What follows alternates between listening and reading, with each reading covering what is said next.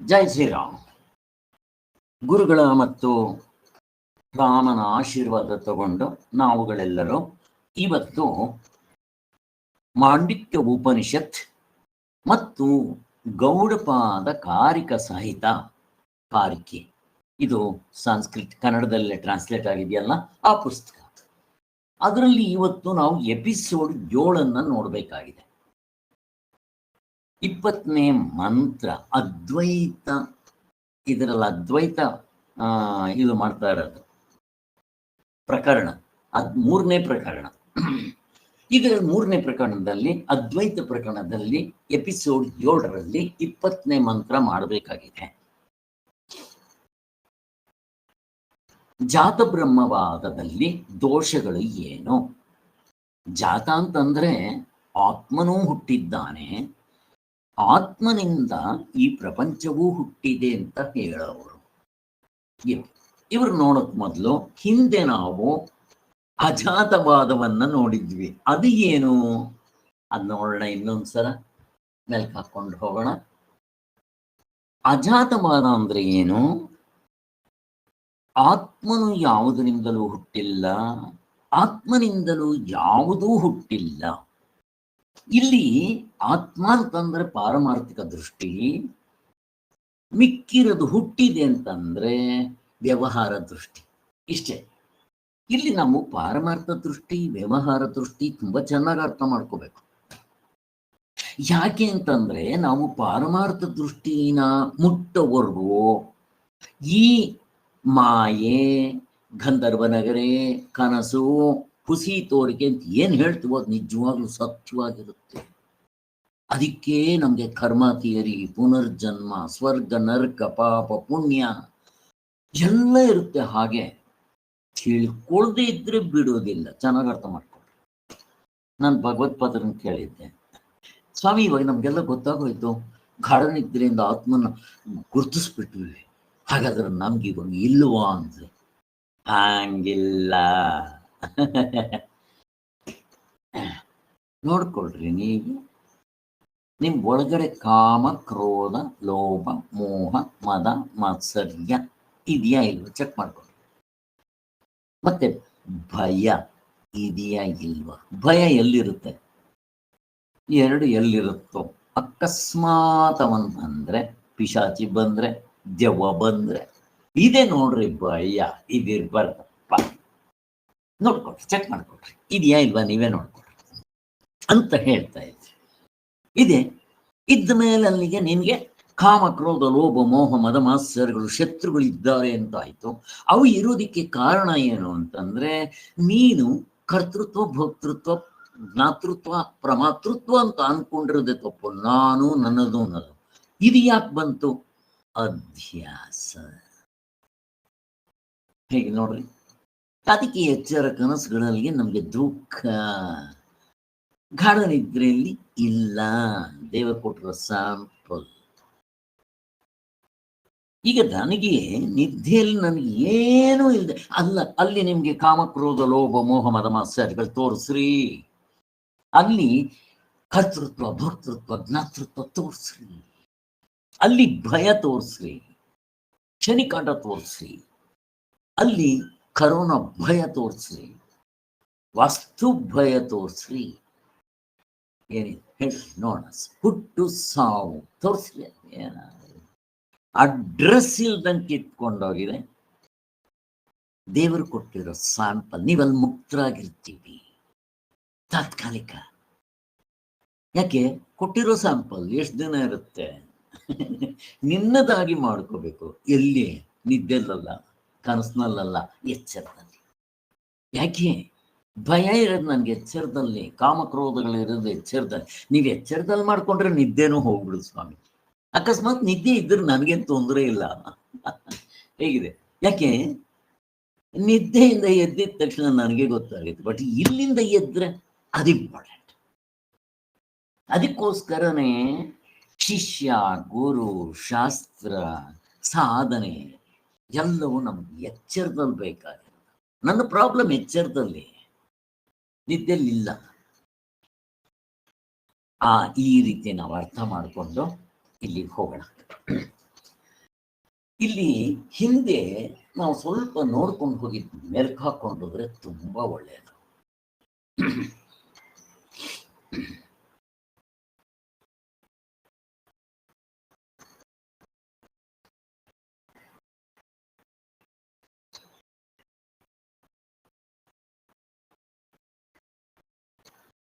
So ಅಲ್ಲಿಗೆ ಹಿಂದೆ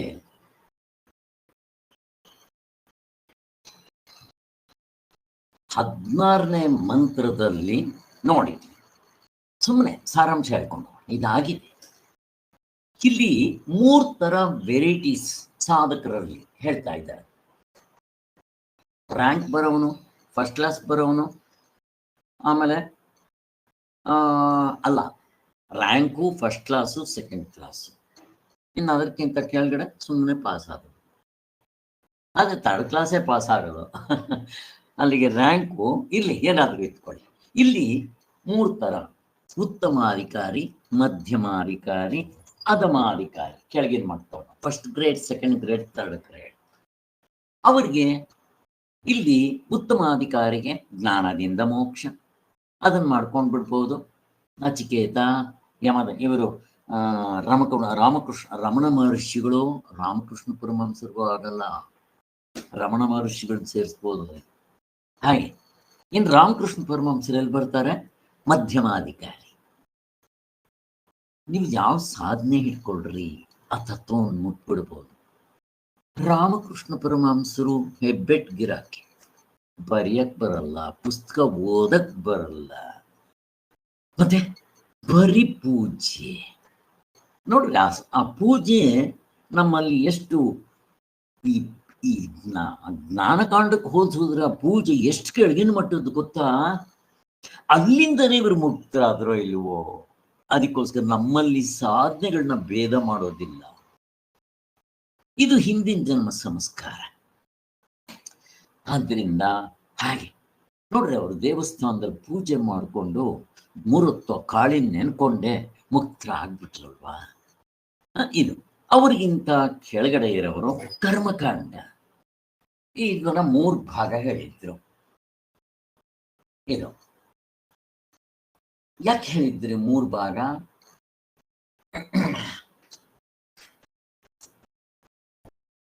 ನಮ್ಗೆ ವ್ಯವಹಾರದಲ್ಲಿ ಇದೆಲ್ಲ ಭೇದ ತೋರ್ತಾನೆ ಇರುತ್ತೆ. ಅದಕ್ಕೋಸ್ಕರ ಒಂದೇ ಸಾರಿ ಉತ್ತಮಾಧಿಕಾರಿ ರಮಣ ಮಹರ್ಷಿಗಳವರು ಎಷ್ಟು ಜನ ಸಿಗ್ತಾರೆ? ಇನ್ನೊಂದು ಕೈ ಮಡ್ಚಿರಿ ನೋಡೋಣ. ಅವ್ರ ಗುರು ಇಲ್ಲ, ಯಾರು ಇಲ್ಲ, ಹೋದ್ರು ಕೂತ್ಕೊಂಡ್ರು ಆಗ್ಬಿಡ್ತು. ಹಿಂದಿನ ಜನ್ಮ ಸಂಸ್ಕಾರ ಇತ್ತು. ಅದಕ್ಕಿಂತ ಇನ್ನು ಮುಂದೆ ಇದ್ದವ್ರು ಇಲ್ವೇನೋ? ವಾಮದೇವ ತಾಯಿಯ ಗರ್ಭದಲ್ಲಿದ್ದಾಗಲೇ ಅಹಂ ಮನುಹು ಸೂರ್ಯ ಅಂತ ಗೊತ್ತಾಗೋಯ್ತು, ಅಲ್ಲಿ ಮುಕ್ತರಾಗ್ಬಿಟ್ರು. ಮತ್ತೆ ಅವರು ಹುಟ್ಟದ ಮೇಲೆ ಇನ್ನೇನಂತೆ ಮುಕ್ತನೆ. ನೋಡ್ರಿ, ಅಷ್ಟು ಇತ್ತದು. ಹಾಗೆ ತರಾವರಿ ಇದ್ದಾರೆ. ಇನ್ನು ಇವನು ವಾಲ್ಮೀಕಿ, ಇವರೆಲ್ಲ ಕಟಕರು, ಇವರು ಆಮೇಲೆ ಕೂಡ ಅವರು ಮುಕ್ತರಾದ್ರು. ಹಿಂಗೆಲ್ಲ ಇರುತ್ತೆ, ಹೆಂಗ್ ಬೇಕಾದ್ರೂ ಇರ್ಬೋದು. ಇದು ಅವರವ್ರ ಸಂಸ್ಕಾರ. ಹಿಂದಿನ ಜನ್ಮದಲ್ಲಿ ನಿನ್ನೆ ಭಗವದ್ಗೀತೆಯಲ್ಲಿ ಹೇಳಿದ್ವಿ, ಸಂಚಿತ ಕರ್ಮದಲ್ಲಿ ಏನೇನಾಗಿರುತ್ತೋ ಗೊತ್ತಿಲ್ಲ. ಇರ್ಲಿ, ಒಟ್ಟಿನಲ್ಲಿ ಇಲ್ಲಿ 3 ಯಾಕೆ ಹೇಳಿದ್ರು ಅಂತಂದ್ರೆ, ಪರಮಾತ್ಮನು ತುಂಬಾ ಕರುಣಾಮಯಿ. ಏನಾದ್ರೂ ಮಾಡಿ ಕೆಳಗಡೆ ಇರೋರ್ನು ಮೇಲಕ್ಕೆ ಕರ್ಕೊಂಡ್ಬರ್ಬೇಕು ಅಂತ ಹೇಳಿ, ಅಪ್ಪ ನೀ ಫಸ್ಟ್ ಕರ್ಮಕಾಂಡ ಮಾಡೋ, ನೀನು ಕಾಮನೇನೆ ಇಟ್ಕೊಂಡು ಮಾಡೋ, ನನ್ಗಿದು ಬೇಕು ಅಂತಾನೆ ಮಾಡು. ಅದಕ್ಕಿಂತ ಕೆಳಗಿನ ಮಟ್ಟದ್ದು ಇದೆಯಾ? ಇದೆ. ಯಾಕೆ ಕರ್ಮಕಾಂಡದಲ್ಲಿ ಕಾಮ್ಯ ಕರ್ಮವನ್ನು ಹೇಳಿದ್ರು ಅಂತಂದ್ರೆ, ಪ್ರತಿಯೊಬ್ಬ ಮನುಷ್ಯನು ಹುಟ್ಟಿದ ಮೇಲೆ ಅವನಿಗೆ ಕಾಮ ಇರುತ್ತೆ. ನೋಡ್ರಿ, ಹುಟ್ಟಿದ ತಕ್ಷಣ ಕಾಮ. ಅದಕ್ಕೋಸ್ಕರನೇ ಆ ಕಾಮ ಇದ್ದಾಗ ಅವನಿಗೆ ಆಸೆಗಳು 106, 1, 2. ಆ ಆಸೆಗಳನ್ನ ಯಾಕೆ? ಆನಂದ ಪ್ರಾಪ್ತಿ, ಸುಖ ಪ್ರಾಪ್ತಿ, ದುಃಖ ನಿವೃತ್ತಿ, ಅದನ್ನ ಪ್ರಯತ್ನ ಮಾಡೋದಕ್ಕೆ ಅವನು ಅದು ಮಾಡಿದ್ರೆ ಸಿಗುತ್ತೆ, ಇದು ಮಾಡಿದ್ರೆ ಸಿಗುತ್ತೆ ಅಂತ ಅವನಿಗೆ ಕಾಮನೆಗಳು ಬೇಕಾದಷ್ಟೇ. ಅದಕ್ಕೋಸ್ಕರ ಅವನು ಪ್ರಾಪರ್ ಚಾನಲ್ ತೋರಿಸೋದಕ್ಕೆ, ಇಲ್ದಿದ್ರೆ ಅವನು ಬೇರೆ ದಾರಿಗೆ ಹೋಗ್ಬಿಡ್ತಾನೆ. ಕಳ್ತನ, ಮೋಸ, ವಂಚನೆ, ಕಪಟ, ವೀರಪ್ಪನ್ ಇದಕ್ಕೆ ಹೋಗ್ಬಿಡ್ತಾನೆ. ಅದನ್ನು ತಪ್ಪಿಸೋದಿಕ್ಕೆ ಕರ್ಮಕಾಂಡ ಹೇಳಿದ್ರು.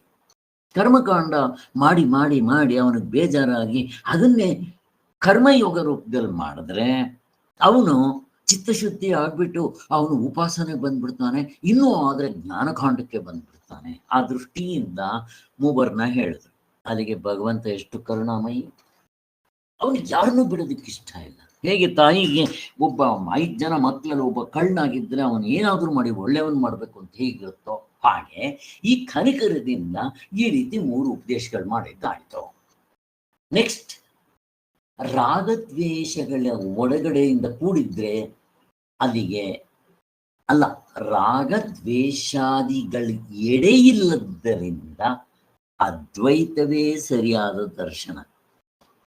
ಇಲ್ಲಿ ಅದ್ವೈತ ದರ್ಶನ ಅದ್ಯಾಕೆ ಸರಿಯಾದ ದರ್ಶನ ಅಂತ ಇದ್ದಾರೆ? ಅಲ್ಲಿ ಕಾಮಕ್ರೋಧ ಲೋಭ ಮೋಹ ಮದ ಮಾತ್ಸರ್ಯಗಳು ಇಲ್ಲ, ಅಲ್ಲಿ ನಾನು ನೀನು ಎರಡಿಲ್ಲ, ಅಲ್ಲಿ ದ್ವೈತ ಇಲ್ಲ. ಆದ್ದರಿಂದ ವ್ಯವಹಾರ ದೃಷ್ಟಿಯಿಂದ ಇರಲಿ, ಬಟ್ ಪಾರಮಾರ್ಥ ದೃಷ್ಟಿಯಲ್ಲಿ ನಾವು ಅದನ್ನ ಚಿಂತನೆ ಮಾಡಿದ್ರೆ ಅಲ್ಲಿ ಎರಡಿಲ್ಲ. ನೀವು ಅದನ್ನು ತಿಳ್ಕೊಂಡ್ಬಿಟ್ಟು ವ್ಯವಹಾರದಲ್ಲಿ ಅನೇಕ ದ್ವೈತ ಇದ್ರೂ ಚಿಂತೆ ಇಲ್ಲ. ಹೇಗೆ ನಿಮ್ಗೆ ಆ ನೀರು ಅಂತ ಗೊತ್ತಾಗಿದ ತಕ್ಷಣ ಅಲ್ಲಿ ಅದರಲ್ಲಿ ವ್ಯವಹಾರ ದೃಷ್ಟಿಯಿಂದ ಅನೇಕ ಇರಲಿ, ನೊರೆ, ಗುಳ್ಳೆ, ಮತ್ತೆ ಐಸು, ಏನ್ ಬೇಕಾದರೂ ಹೇಳ್ರಿ, ಅದೇ ಅಂತ ಗೊತ್ತಿರುತ್ತೆ ನಿಮ್ಗೆ. ಒಡವೆಗಳು ಎಷ್ಟಾದರೂ ಇರಲಿ, ಚಿನ್ನ ಅಂತ ಗೊತ್ತಿದ್ದಾಗ ಅವನಿಗೆ ವ್ಯವಹಾರದಿಂದ ಅದನ್ನು ಎಂಜಾಯ್ ಮಾಡ್ತಾನೆ. ಹೇಗೆ ಹಂಗೆ ನಾವು ಸರಿಯಾದ ತತ್ವವನ್ನು ತಿಳ್ಕೊಂಡು ಈ ದ್ವೈತದಲ್ಲೇ ಇರಲಿ, ವಿ ಕ್ಯಾನ್ ಎಂಜಾಯ್. ಇಷ್ಟೇ ವ್ಯತ್ಯಾಸ. ಆ ತತ್ವವನ್ನು ತಿಳ್ಕೊಳ್ಳದೆ ಇದ್ರೆ ಇದೇ ನರಕ. ಅದಕ್ಕೋಸ್ಕರ ಎಲ್ಲಿ ಈ ಕಾಮಕ್ರೋಧ ಲೋಭ ಮೋಹ ಮದ ಮಾತ್ಸರ್ಯಗಳು ಯಾಕಿಲ್ಲ? ಕರ್ತೃತ್ವ, ಭೋಕ್ತೃತ್ವ, ಜ್ಞಾತೃತ್ವ, ಪ್ರಮಾತೃತ್ವ ಇಲ್ಲ. ಯಾಕೆ ಅದಿಲ್ಲ? ಕಲಬೆರಕೆ ಆಗಿಲ್ಲ. ಯಾರಿಗೆ? ಆತ್ಮನಿಗೆ, ಅನಾತ್ಮನಿಗೆ. ಫಸ್ಟ್ ಆಫ್ ಆಲ್ ಕಲಬೆರಕೆ ಆಗಕ್ಕೆ ಸಾಧ್ಯನೇ ಇಲ್ಲ. ಸೂರ್ಯ ಮತ್ತೆ ಕತ್ಲೆ ಕಲಬೆರಕೆ ಆಗಿದೆಯೇನೋ? ಹಾವು ಹಗ್ಗ ಕಲಬೆರಕೆ ಆಗಿದೆಯೋ? ಆಗಿಲ್ಲ. ಹಿಂಗೆ ಇರ್ಲಿ. ಅದಕ್ಕೋಸ್ಕರ ಇದನ್ನ ಸರಿಯಾದ ದರ್ಶನ ಅಂತ ತೋರಿಸೋದು. ಅದಕ್ಕೋಸ್ಕರನೇ ಆತ್ಮನು, ಅದಕ್ಕೆ ಅಜಾತಿವಾದ, ಆತ್ಮನು ಯಾವುದರಿಂದಲೂ ಹುಟ್ಟಲ್ಲ, ಆತ್ಮನಿಂದ ಯಾವುದು ಹುಟ್ಟಿಲ್ಲ ಅನ್ನೋದೇ ಅಜಾತಿವಾದ. ಅಲ್ಲೇ ಕಾಮಕ್ರೋಧಗಳು ಏನೇ ಇಲ್ಲ, ಅದಕ್ಕೆ ಅದೇ ಸರಿಯಾದ ದರ್ಶನ ಅಂತ ಹಿಂದೆ ಹೇಳಿದ್ರು. ಓಹೋ, ನೀವು ಹೇಳ್ಬಿಟ್ರೆ ನಾವೇನು ಒಪ್ಕೊಂಡ್ಬಿಡ್ತೀವ ಅಂತ ಹೇಳಿ, ಅಯ್ಯೋ ದಡ್ಡ, ಶಾಸ್ತ್ರ ಅದನ್ನೇ ಹೇಳಿದೆ. ಶಾಸ್ತ್ರ ಅಂದ್ರೆ ಏನು? ಅಲ್ಲಿಗೆ ಶ್ರುತಿ ಸ್ಮೃತಿ ಪುರಾಣನ, ಮತ್ತೆ ಇನ್ನೇನು ನಿನ್ ಸಾರ್ವತ್ರಿಕ ಪೂರ್ಣ ಅನುಭವ, ನಿನ್ ಯುಕ್ತಿ ಎಲ್ಲವೂ ಕೂಡ ಅದನ್ನು ಹೇಳಿದೆ ಕಣೋ. ಕರೆಕ್ಟ್ ಆಗಿದೆ ನೋಡ್ರಿ. ಜೊತೆಗೆ ನಿನ್ನ ಅನುಭವದಲ್ಲಿ ತೋರಿಸಿದೀವಿ ಸಾರ್ವತ್ರಿಕ ಪೂರ್ಣ ಅನುಭವದಿಂದ. ಇನ್ನೇನ್ ಬೇಕು ನಿನ್ಗೆ? ನೆಕ್ಸ್ಟ್ 12ನೇ ಮಂತ್ರದಲ್ಲಿ ಏನ್ ಮಾಡಿದ್ರು? ಆದ್ದರಿಂದ ದ್ವೈತಿಗಳು ದೃಢವಾಗಿ ನಿಶ್ಚಿತರಾಗಿ ಬಿಟ್ಟಿದ್ದಾರೆ. ಆದ್ದರಿಂದ ಒಬ್ಬರಿಗೊಬ್ಬರು ವಿರೋಧವಾಗಿರ್ತಾರೆ. ಇಲ್ಲಿಂದಾನೇ ಸ್ಟಾರ್ಟ್ ಆಯ್ತು ದ್ವೈತಿಗಳು. ಈ ದ್ವೈತಿಗಳು ಏನ್ ತಿಳ್ಕೊಂಡಿದ್ದಾರೋ ಅದೇ ಸತ್ಯ ಅಂತ ಹಿಡ್ಕೊಂಡ್ಬಿಟ್ಟಿದ್ದಾರೆ ಪಟ್ಟಾಗಿ. ಅದ್ ಬಿಡ್ತಾ ಇಲ್ಲ ಅವರು. ಅದಕ್ಕೋಸ್ಕರ ಮತ್ತೇನಾಗಿದೆ? ಈಗ ಒಬ್ಬೊಬ್ರಿಗೊಬ್ರು ವಿರುದ್ಧವಾಗಿದ್ದಾರೆ ಅಷ್ಟೇ. ಅಲ್ಲಿಗೆ ಅವರ ಪಾರಮಾರ್ಥಿಕವೂ ದ್ವೈತ, ವ್ಯವಹಾರಿಕ ಏನೋ ಅದು ಯಾವಾಗ್ಲೂ ದ್ವೈತವೇ. ನಮ್ಗೇನು? ಪಾರಮಾರ್ಥಿಕ ಅದ್ವೈತ. ಆಟ ಅದು ಇಂಪಾರ್ಟೆಂಟ್, ಅದು ಲೆಕ್ಕ. ಇದು ಆಟಕ್ಕಿಲ್ಲ. ಆಟಕ್ಕಿಲ್ದಿರೋದು ದ್ವೈತ ಇದ್ರೆ ನನ್ಗೇನು ಯೋಚನೆ ಇಲ್ಲ. ನನ್ಗೆರಡು ಗೊತ್ತಿದೆ. ಹಗ್ಗನೂ ಗೊತ್ತಿದೆ, ಹಾವು ಗೊತ್ತಿದೆ, ಚಿನ್ನವೂ ಗೊತ್ತಿದೆ, ಒಡವೆಗಳು ಗೊತ್ತಿದೆ. ಅವ್ರಿಗೇನಾಗಿದೆ? ಒಡವೆಗಳು ಗೊತ್ತು, ಚಿನ್ನ ಗೊತ್ತಿಲ್ಲ. ವ್ಯತ್ಯಾಸ ನೋಡಿ ಸರ್. ಅದಕ್ಕೆ ದುಃಖ. ನಾನು ಹೇಳಿದ್ನಲ್ಲ, ಚೆನ್ನಾಗಿ ನಂಬಿಕೆ ಮಾಡ್ಕೊಡ್ರಿ. ನಂದು ಚಿನ್ನದ ವಾಚ್ ನಮ್ಮಪ್ಪ ಕರ್ಕೊಂಡೋಗಿ ಆಚಾರ್ಯ ಅಂಗಡಿ ಕೋಟ್ ಕರಗಿಸ್ಬಿಟ್ಟು ನಾನು ಬಾಯಿ ಬಡ್ಕೊಂತೀನಿ. ಅವರಿಬ್ರು ನಗ್ತಾ ಇದ್ದಾರೆ. ವ್ಯತ್ಯಾಸ ನನಗೂ ಅವ್ರಿಗೂ. ಅವ್ರು ನಗ್ತಾ ಇದ್ದಾರೆ, ನಾನು ಯಾಕೆ ಅಳ್ತಾ ಇದ್ದೀನಿ? ಯಾಕೆ? ಅವ್ರಿಗೆ ಗೊತ್ತು ನಮ್ಮ ತಂದೆ ಮತ್ತೆ ಆಚಾರ್ಯಗೆ ಮೇಲ್ಗಡೆ ಇರೋ ವಾಚ್ ಅದರ ನಾಮ ರೂಪ ಕ್ರಿಯೆಗಳು ಹೋಯ್ತಷ್ಟೇ ಹೊರತು ಚಿನ್ನ ಇದ್ದೇ ಇದೆ. ಮತ್ ಸತ್ರಿ ಯಾಕೆ ಅಳ್ಬೇಕಪ್ಪ? ಈ ಒಂದು ಅನುಭವ ನಿಮ್ಗೆ ಬಂತು ಅಂತಂದ್ರೆ ಸಾವು ಅಳಬಾರ್ದು. ಆಗ್ತೀವಿ, ಯಾಕೆ ಮೇಲ್ಗಡೆ ಆಗ್ತದೆ ಪರವಾಗಿಲ್ಲ, ಒಳಗಡೆ ನಿಜವಾಗ್ಲೂ ದುಃಖ ಆಗ್ಬಾರ್ದು. ಸತ್ರೆ ಇಲ್ದಂಗೆ ಆಗ್ತೀವೇನೋ, ಹಂಗಾದ್ರೂ ತಗೊಳ್ರಿ, ನಿಮ್ ಪ್ರಕಾರನೇ ತಗೊಳ್ರಿ. ಸತ್ತಿದ್ರೆ ಇದ್ದಂಗೆ ದ್ವೈತದಿಂದನೇ ತಗೊಳ್ರಿ. ಶರೀರ ಹೋಯ್ತು, ಶರೀರದ ಒಳಗಡೆ ಇರೋ ಆತ್ಮನಿಗೆ ಸಾವಿದೆಯೇನೋ. ನನ್ನ ಶರ್ಟ್ ಹಳೇದಾಯ್ತು, ಬಿಸಾಕ್ರಿ, ನಿಮ್ಮ ಶರೀರ ಇದೆಯಲ್ಲ, ಶರ್ಟ್ ಬಿಸಾಕ್ರಿ, ಹೊಸ ಶರೀರ ಹಾಕೊಂಡ್ರಿ. ಹಿಂಗೆ ನೋಡೋದು ಬರ್ಬೇಕು ನಮಗೆ. ಯಾವಾಗ ಇದು ನೋಡಕ್ ಬರಲ್ವೋ ಅವ್ರಿಗೆ ದ್ವೈತವೂ ಪರಮಾರ್ಥ, ಅದ್ವೈತವೂ ದ್ವೈತವೇ. ಅವ್ರಿಗೆ ಅದ್ವೈತ ಅನ್ನೋದಿಲ್ಲ, ಅವ್ರದ್ರಲ್ಲಿ ಎರಡೂ ದ್ವೈತವೇ. ಪರಮಾರ್ಥ ನಿಮ್ದ್ರಲ್ಲಿ ಏನಪ್ಪ, ಅದು ದ್ವೈತ. ವ್ಯವಹಾರ ಏನು, ಪರಮಾರ್ಥ ವ್ಯವಹಾರ ಎರಡೂ ದ್ವೈತವೇ ಅವ್ರದ್ದು. ಅದಕ್ಕೆ ನಿಮಗೆ ದುಃಖ. ಮತ್ತೇನು, ಅವ್ರಿಗೆ ಇಬ್ರು ಕಿತ್ತಾಡ್ತಾರೆ, ಅವ್ರಿಗೆ ರಾಗದ್ವೇಷಗಳು ಉಂಟು, ಜಗಳಗಳಾಡ್ತಾರೆ. ಹಾಗೆ ಇದಕ್ಕೆ ಯಾರಪ್ಪ ಅವರೆಲ್ಲ ಅಂದಾಗ ಎಲ್ಲ ದರ್ಶನಕಾರರು, ಕಪಿಲ, ಕಣಾದರು, ಬುದ್ಧ ಇವ್ರನ್ನೆಲ್ಲ ಬೇಕಾದಷ್ಟು ಹೇಳ್ಬಿಟ್ರು. ಅದಕ್ಕೆ ಅವ್ರು ಕಿತ್ತಾಡ್ತಾ ಇರ್ತಾರೆ ಒಬ್ರು ಅಂತ ಹೇಳಿ 18ನೇ ಮಂತ್ರದಲ್ಲಿ ಏನ್ ಮಾಡಿದ್ರು, ಅದ್ವೈತವು ಪರಮಾರ್ಥ, ದ್ವೈತವು ಅದರ ಭೇದ ಅಂತ ಹೇಳಿದ್ರು. ಈಗ ನಮ್ಗೆ ಪರಮಾರ್ಥವೇ, ದ್ವೈತ ಕುಸಿತವರಿಗೆ ಆಟ ಆಡ್ತೀನಿ. ಹಾಗೆ ಇಷ್ಟು ಚಿಕ್ಕ ವಯಸ್ಸಿನಲ್ಲಿ ನಾವು ಆಟ ಆಡ್ತಾ ಇದ್ವಿ. ಸೋತ್ರೆ ರಾತ್ರಿ ಊಟ ಮಾಡದೆ ಹತ್ಕೊಂಡು ಮಲಕ್ಕೊಂಡು ಬೆಳಗ್ಗೆ ಎದ್ದಿದ ತಕ್ಷಣ ತಿರ್ಗಾ ಹತ್ಕೊಂಡು ಮಾಡ್ತಾ ಇದ್ವಿ. ಈಗ ಅದೇ ಆಟವನ್ನ ನನ್ನ ಮಕ್ಕಳು ಮೊಮ್ಮಕ್ಕಳ ಜೊತೆಲಿ ಆಡ್ತೀನಲ್ಲ, ಸೋತ್ರೆ ಯು ವಿಲ್ ಎಂಜಾಯ್. ವ್ಯತ್ಯಾಸ ಏನು ನೋಡ್ರಿ, ಅಷ್ಟೇ. ಆಗ ನನಗೆ ಅದು ಸತ್ಯ, ಈಗ ನನಗೆ ಅದು ಹುಸಿ ತೋರಿಕೆ. ಹೇಗಿದೆ ನೋಡಿ, ನಿಶ್ಚಯಪ ವ್ಯತ್ಯಾಸ. ಬ್ರಹ್ಮಜ್ಞಾನಿಗಳು ಹಿಂಗಿರ್ತಾರೆ. ಆದ್ದರಿಂದ ಇದು ವಿರುದ್ಧವಲ್ಲ, ಅದ್ವೈತಕ್ಕೆ ವಿರುದ್ಧವಲ್ಲ. ಈ ದ್ವೈತದವರಿಗೆ ಎಲ್ಲ ವಿರುದ್ಧವೇ. ಅದಕ್ಕೆ ಕಿತ್ತಾಡ್ತಾರೆ ಒಬ್ರಿಗೊಬ್ರು, ರಾಗ ದ್ವೇಷಗಳು ಎಲ್ಲ ಇರುತ್ತೆ. ಇಷ್ಟನ್ನ ಹೇಳಿದ್ರು. ಇನ್ನ 19ನೇ ಮಂತ್ರದಲ್ಲಿ ಏನ್ ಹೇಳಿದ್ರು,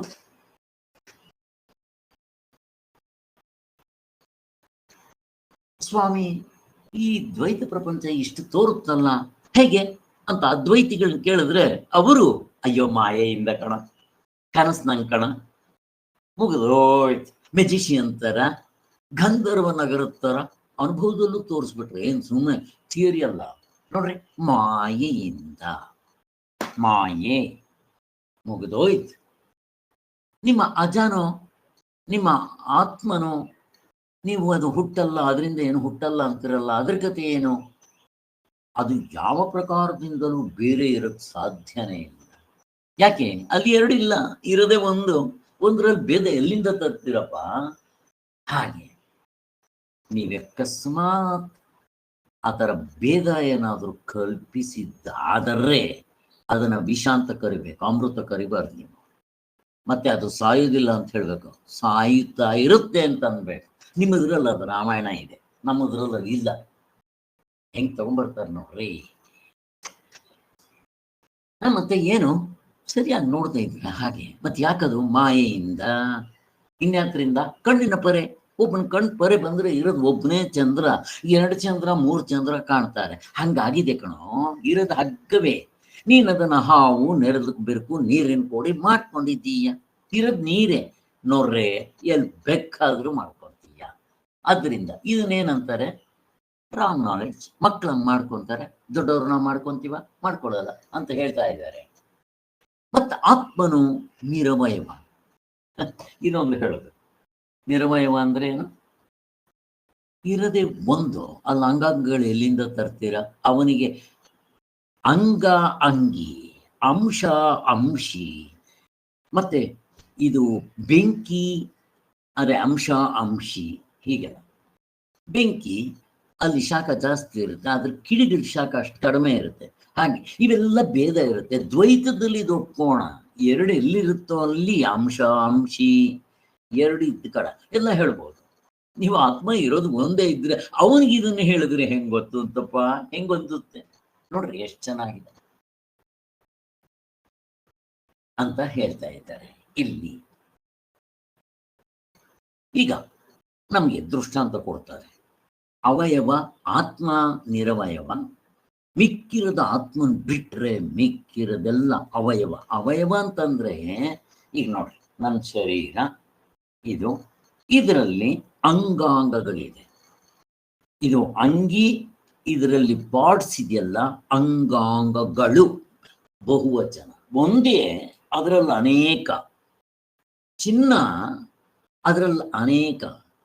ಹಾಗೆ ಅದಕ್ಕೋಸ್ಕರ ಇಲ್ಲಿ ಅವಯವಗಳು. ಈಗ ನೋಡ್ರಿ, ಮಣ್ಣು ಸಾವಯವ. ಸಾವಯವ ಅಂದ್ರೆ ಏನು?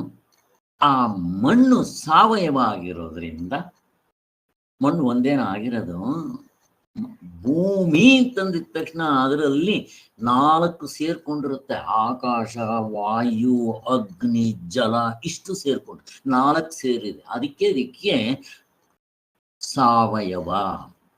ನೀವು ಚಿನ್ನ ಅಂತನ್ರಿ, ಅದು ಭೂಮಿಯಿಂದ ಬಂದಿರೋದು, ಅದು ಸಾವಯವ. ಪರಮಾತ್ಮನ್ ಬಿಟ್ಟು ಮಿಕ್ಕಿರೋದೆಲ್ಲ ಸಾವಯವ. ಅಂದ್ರೆ ಎಲ್ಲ 2-3 ಸೇರಿದೆ. ಅದರಿಂದ ಏನಾಗುತ್ತೋ ಅದು ಸಾವಯವೇ ಆಗಿರ್ಬೇಕು. ಮಣ್ಣಿನಿಂದ ಮಡಿಕೆ ಕುಡಿಕೆ ಶ್ರಾವ ಮಾಡ್ರಿ, ಅದೇನು ಅಪ್ಪನಿಂದ ಬಂದಿರೋದು ಮಗ, ಅವನು ಅದೇ. ಹಾಗೆ ಹಾಗೆ ಹೇಳ್ತಾರ. ಸೊ ಇದು ಸಾವಯವ. ಮತ್ತೆ ಈ ಸಾವಯವದಲ್ಲಿ ಅನೇಕ ಆಗ್ಬೇಕಾದ್ರೆ ಟಕ್ಕಂತ ಆಗೋದಿಲ್ಲ. ಅದಕ್ಕೆ ಉಪಾದಾನ ಕಾರಣ ಬೇಕು. ಮಡಿಕೆ ಆಗ್ಬೇಕಾದ್ರೆ ಸುಲಭ ಆಗ್ಬಿಡುತ್ತಾ? ಅದು ಸಾವಯವ. ಸಾವಯವ ಆಗಿರೋ ವಸ್ತು ಇರಬೇಕು, ಮಣ್ಣು. ಮತ್ತೆ ಅದೇ ಆಗ್ಬಿಡುತ್ತೇನೋ? ಇಲ್ಲ, ಕುಂಬಾರ ಬೇಕು, ನಿಮಿತ್ತ ಕಾರಣ ಬೇಕು. ಹೋಗ್ಲಿ, ಅವನಿಗೆ ಇಬ್ರಿದ್ಬಿಟ್ರೆ ಆಗ್ಬಿಡುತ್ತೇನೋ? ಇಲ್ಲ, ಅವನಿಗೆ ಸಹಕಾರಿ ಕಾರಣ ಬೇಕು, ಕಾಲ ಬೇಕು, ದೇಶ ಬೇಕು, ಕಾರ್ಯಕಾರಣ ಭಾವ ಬೇಕು. ಅವನು ಟೈಮ್ ಕೊಟ್ರೇನೆ ಮಾಡೋದು. ಬೆಳಿಗ್ಗೆ ನೋಡಿದ್ರೆ ಮಣ್ಣಿರುತ್ತೆ, ಸಾಯಂಕಾಲ ನೋಡೋ ಅಷ್ಟೊತ್ತಿಗೆ ಮಡಕೆಗಳು ಜೋಡಿಸಿರ್ತಾನೆ. ಅವನು ಹೇಳ್ಕೊಂತಾನೆ, ನಾನು ಮಾಡಿಬಿಟ್ಟೆ ಅಂತ. ದಟ, ಬಾಯ್ ಮುಚ್ಚಿ. ಮಣ್ಣು ನೀನ್ ಉತ್ಪತ್ತಿ ಮಾಡ್ದೇನೋ? ನೀರು ಬೆರೆಸ್ದೆಯಲ್ಲ, ನೀನು ಉತ್ಪತ್ತಿ ಮಾಡ್ದೇನೋ? ಬೆಂಕಿಯಿಂದ ಕಾಯಿಸ್ದಲ್ಲ, ಬೆಂಕಿನ ನೀನು ಉತ್ಪತ್ತಿ ಮಾಡ್ದೇನೋ? ಮತ್ತು ನಾವು ಅಹಂಕಾರ ಪಡ್ತೀವಲ್ಲ, ನಾನು ಮಾಡಿದೆ ಅಂತ. ಎಲ್ಲಿಂದ ಎಲ್ಲಿಗೆ ಸ್ವಾಮಿ? ಹಿಂಗೆ ನೋಡ್ಕೋಬೇಕು ನಾವು. ನನ್ನ ಕೈನಲ್ಲಿ ಹುಲು ಮಾನವ, ಒಂದು ಹುಲ್ಕಡ್ಡಿ ಸೃಷ್ಟಿ ಮಾಡಕ್ ಬರ್ದೇ ಇರೋನು, ನಾನು ಅದ್ ಮಾಡ್ಬಿಟ್ಟೆ, ಇದು ಮಾಡ್ಬಿಟ್ಟೆ ಜಂಬ ಕೊಚ್ಕೊತೀವಲ್ಲ. ಎಲ್ಲಿದ್ಯೋ ಹುಲು ಮಾನವ? ನೀನ್ ಯಾರಿಗಾದೆಯೋ ಎಲೆ ಮಾನವ? ಆ ಹಸು ಹೇಳಿದ್ರೆ ನಮ್ಗೆ ಉತ್ತರ ಕೊಡೋಕ್ ಬರಲ್ವೇ? ಹೆಂಗಿದೆ? ಆದ್ದರಿಂದ ಇಲ್ಲಿ ಇಷ್ಟು ಸೌಕರ್ಯಗಳಿರಬೇಕು, ಇಷ್ಟು ಪ್ರೊಸೀಜರ್ ಇದೆ. ಸಾವಯವದಿಂದ ಆ ವಸ್ತುಗಳು ಸಾವಯವ ತೋರ್ಬೇಕಾದ್ರೆ ನಿಮ್ಮ ಆತ್ಮಂದು ಅವನು ನಿರವಯವ, ಅವನಲ್ಲಿ ಏನೂ ಇಲ್ಲ. ಮತ್ತೆ ಇಷ್ಟು ಟೈಮು, ಫ್ಯಾಕ್ಟ್ರು, ಅದಕ್ಕೆ ಉಪಾದಾನ ಕಾರಣ, ನಿಮಿತ್ತ ಕಾರಣ, ಸಹಕಾರಿ ಕಾರಣ ಎಂತದಿಲ್ಲ. ಚಿಟ್ಕೆ ಮಲಗಿದ್ರಿ ಏನಿಲ್ಲ, ಚಿಟ್ಕೆ ಹೊಡೆದ್ರಿ ಎದ್ರಿ, ಕಂಡು ಬಿಟ್ರಿ, ಚಿಟ್ಕೆ ಪ್ರಪಂಚ ಸೃಷ್ಟಿ ಆಗ್ಬಿಟ್ಟಿದೆ. ಹೆಂಗಿದೆ ಇದು? ಪರಮಾತ್ಮನ ಲೀಲೆ, ಮಾಯೆ. ನೀವೇನ್ ಬೇಕಾದ್ರೂ ಕರೆಸಿ. ಕುಂಬಾರ ಹಂಗ್ ಮಾಡ್ತಾನ? ಮಾಡಕ್ಕಾಯ್ತಾ? ಯಾವನ್ ಮಾಡ್ತಾನಲ್ಲಿ? ಆಗೋದಿಲ್ಲ. ಅದಕ್ಕೋಸ್ಕರ ಆತ್ಮನು ನಿರವಯವ, ಅವನಿಂದಲೂ ಯಾವುದು ಹುಟ್ಟಿಲ್ಲ, ಅವನು ಯಾವುದರಿಂದ ಹುಟ್ಟಲ್ಲ ಅನ್ನೋದಿಕ್ಕೆ ಸ್ವಲ್ಪ ಇಲ್ಲಿ ವಿಚಾರ ತಿಳಿಸ್ಕೊಂಡ್ರು.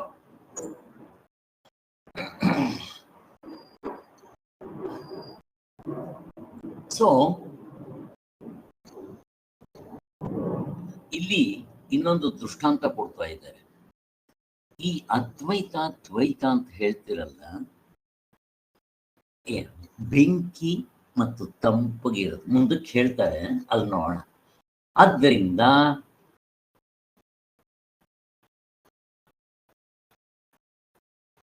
ಭಿನ್ನವಾಗುವುದಾದರೆ ಸ್ವಭಾವದಿಂದ ಅಮೃತವೋ ಅಜವೋ ಅದ್ವೈವೋ ಆಗಿರುವುದು. ಹಾಗೆ ಭಿನ್ನ ಆಗಕ್ಕೆ ಸಾಧ್ಯನೇ ಇಲ್ಲ. ಅಂದ್ರೆ ತನ್ನ ಸ್ವಭಾವ ಕಳ್ಕೊಳಕ್ ಬರೋದಿಲ್ಲ. ಆತ್ಮನಿಗೆ ತನ್ನ ಸ್ವಭಾವ ಏನು? ಪ್ರಶ್ನೆ ಕೇಳ್ತಾ ಇದೆ. ಆತ್ಮನಿಗೆ ತನ್ನ ಸ್ವಭಾವ ಅಂತ ಕರೆಯೋದು ತಪ್ಪು. ಇಲ್ಲಿ ಒಂದರ್ಥ ಸೆಕೆಂಡ್ ನಾವು ವ್ಯವಹಾರ ದೃಷ್ಟಿಯಿಂದ ಕರೆಯೋಣ. ಆತ್ಮನಿಗೆ ಸ್ವಭಾವ. ಈಗ ಬೆಂಕಿಗೆ ಸ್ವಭಾವ ಏನಪ್ಪ ಪ್ರಶ್ನೆ ಕೇಳ್ತಾ ಇದ್ದೀನಿ. ಯಾರಾದ್ರೂ ಬೇರೆಯವರು ಇದು ಕಲ್ಪನಾ ಹೇಳಿಮ್ಮ, ಕಲ್ಪನಾ, ವಿಶಾಲ, ಮೀನಮ್ಮ. ಈಗ ಬೆಂಕಿಗೆ ಸ್ವಭಾವ ಅಂದ್ರೆ ಏನು? ಇದು ಸ್ವಲ್ಪ ಸುಡೋದು, ಬೆಳಕು ಕೊಡೋದು. ಕರೆಕ್ಟ್. ಆಮೇಲೆ ಕರೆಕ್ಟ್ ಅಷ್ಟೇ. ಬಣ್ಣ, ಶಾಖ, ಕೆಂಪು, ಸುಡೋದು, ಏನ್ ಬೇಕಾದ್ರೆ ಇದು ಸ್ವಭಾವ. ಸ್ವಭಾವ ಅಂತಂದ್ರೆ ಇಲ್ದಂಗಾಗ್ಬಾರ್ದು. ಈಗ ಯಾವಾಗ್ಲಾದ್ರೂ ಬೆಂಕಿ ತಣ್ಣಗಿತ್ತ ಸ್ವಾಮಿ, ಈ ಕಲಿಯುಗ ಸ್ವಾಮಿ ಇಲ್ಲಿ ಸ್ವಲ್ಪ ಸುಡುತ್ತೆ, ಸತ್ಯಯುಗದಲ್ಲಿ ತಣ್ಣಗಿತ್ತು ಹೇಳ್ರಿ ನೋಡೋಣ. ಹೇಳ್ರಿ ನೋಡೋಣ. ಹೋಗ್ಲಿ, ರಾಮನ ಕಾಲದಲ್ಲಿ, ಕೃಷ್ಣನ ಕಾಲದಲ್ಲಿ ತಣ್ಣಗಿತ್ತು ಹೇಳ್ತೀರಾ? ಅದು ಸ್ವಭಾವ ಅಂತಾರೆ. ಹಾಗೆ ಸ್ವಭಾವ ಸುಟ್ರು ಅದು ಹಂಗೆ ಹಾಗೆ. ಆತ್ಮನಿಗೆ ಸ್ವಭಾವ ಯಾವುದು? ಹಂಗೆ. ಆತ್ಮನಿಗೆ ಯಾವ ಸ್ವಭಾವ? ಪ್ರಶ್ನೆ ಕೇಳ್ತಾ ಇದ್ದೀನಿ. ಹೇಳಿಮ್ಮ, ಯಾರಾದ್ರೂ ಹೇಳಿ. ಯಾವಾಗ್ಲೂ ಇರೋದು, ಸಾವಿಲ್ದೆ ಇರೋದು. ಇನ್ನೊಂದ್ಸರಿ ಹೇಳಿಮ್ಮ, ಕರೆಕ್ಟ್ ಹೇಳಿಮ್ಮ ವಿಶಾಲ. ಸಾವಿಲ್ದೆ ಇರೋಂಥದ್ದು, ಹುಟ್ಟಿಲ್ದೆ ಇರೋಂಥದ್ದು, ಕರೆಕ್ಟ್. ಆಟ ಇಲ್ದೆ ಇರೋಂಥ, ಇಲ್ದಂಗ ಆಗದೆ ಇರೋಂಥದ್ದು. ಏನಮ್ಮ ಅದು? ಇಲ್ದಂಗ ಆಗೋದು ಅಂತೀವಲ್ಲ ಸರ್, ಅಂದ್ರೆ ನಾಶ ಆಗದೆ ಇರೋದು ಅಂತ. ಹೌದೌದು, ಇಲ್ದಂಗ ಆಗೋದಿಲ್ಲ. ಮತ್ತೆ ಎಲ್ಲ ಹೋಲ್ಸೇಲ್ ಆಗಿ ಹೇಳ್ಬಿಟ್ರ ಆಯ್ತು. ಹೋಲ್ಸೇಲ್ ಆಗಿ ಹೇಳ್ಬೇಕು. ಹೇಳ್ರಿ, ಇನ್ಯಾರಾದ್ರೂ ಹೇಳ್ರಿ, ಆಡ್ ಮಾಡ್ರಿ. ಸತ್ಯಂ ಜ್ಞಾನಂ ಅನಂತಂ ಬ್ರಹ್ಮ, ಆನಂದ ಬ್ರಹ್ಮ. ಮುಗಿದೋಯ್ತು. ತೈತರಿ ಉಪನಿಷತ್ನಲ್ಲಿ ಸತ್ಯಂ, ಜ್ಞಾನಂ, ಅನಂತಂ ಅಂತಾರೆ ಅಷ್ಟೇ. ಅಲ್ಲಿ ಆನಂದ ಹೇಳಲ್ಲ, ಸೇರಿಸ್ಕೊಳ್ರಿ. ಬೇರೆ ಕಡೆ ಹೇಳ್ತಾರೆ. ಕನ್ನಡದಲ್ಲಿ ಇರುವು, ಅರಿವು, ಆನಂದ. ಮುಗಿದೋಯ್ತು ಮೂರು. ಅದನ್ನ ಸ್ವಭಾವ, ಆತ್ಮನ ಸ್ವಭಾವ, ಪ್ರತಿಯೊಬ್ಬರ ಸ್ವಭಾವ ಅಂತಾರೆ. ಹಾಗೆ ಅದು ಕೂಡ ಅಧ್ಯಾರೋಪದಿಂದ ಹೇಳಿರೋದು. ಆಮೇಲೆ ಅದನ್ನು ಕೂಡ ಯಾತ್ತ ಕಡೆ ಬಿಸಾಕು ವೇಸ್ಟ್ ಬ್ಯಾಸ್ಕೆಟ್ಗೆ ಅಂತಾರೆ ಅವರು. ಎಲ್ಲ ತಿಳಿಸ್ಕೊಡೋದಕ್ಕೋಸ್ಕರ ಉಪಾಯಗಳು. ಹಾಗೆ ಹೀಗೆ ಇವುಗಳನ್ನೆಲ್ಲ ಕೊಟ್ಟು, ಎಕ್ಸಾಂಪಲ್ಸ್ ಕೊಟ್ಟು ನಮಗೆ ತಿಳಿಸೋದು.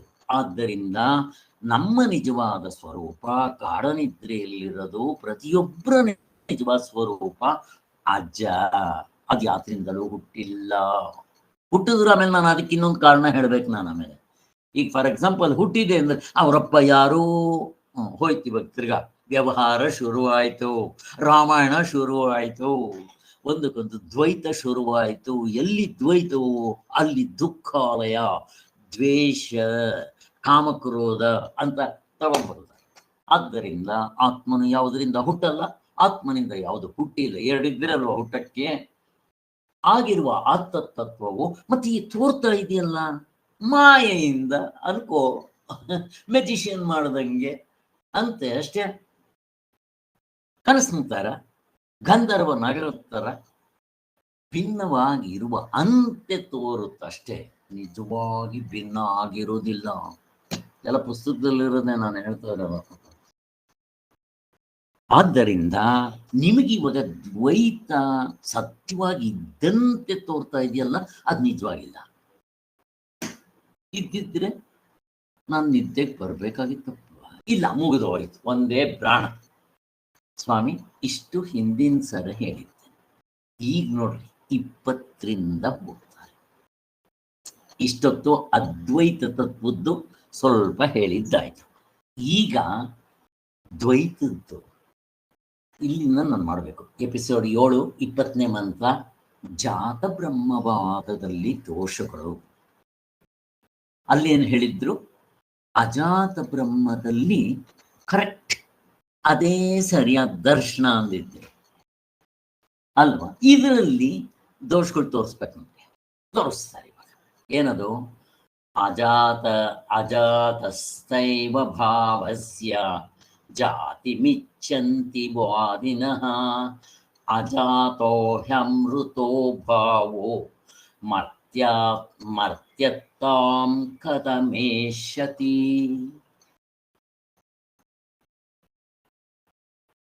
ನಿಜವಾಗೂ ಆಗಿರೋ ಆತ್ಮ, ಅದಕ್ಕೆ ಭೇದ ಇಲ್ಲ. ಆದರೆ ವಾದಿಗಳು ಈ ಭೇದವನ್ನ ಒಪ್ತಾರೆ ಅಷ್ಟೆ. ನಿಜವಾಗ್ಲೂ ಅಲ್ಲಿಲ್ಲ, ಗೊತ್ತಿಲ್ಲದೆ ಇರೋರು ವಾದಿಗಳು. ಯಾರು ವಾದಿಗಳು ಹೇಳ್ತಾರೆ? ಬ್ರಹ್ಮವಾದಿಗಳು, ಇವರೆಲ್ಲ ಅವರು ಈ ಜಾತಿಯನ್ನು ಹೋಗ್ತಾರಪ್ಪ. ಅವರು ಹಾಗಂದ್ರೆ ಏನು? ಸ್ವಾಮಿ ಆತ್ಮನೂ ಹುಟ್ಟುತ್ತಾನೆ, ಆತ್ಮನಿಂದ ಈ ಪ್ರಪಂಚ ಹುಟ್ಟುತ್ತೆ ಅಂತ ಹೇಳೋ.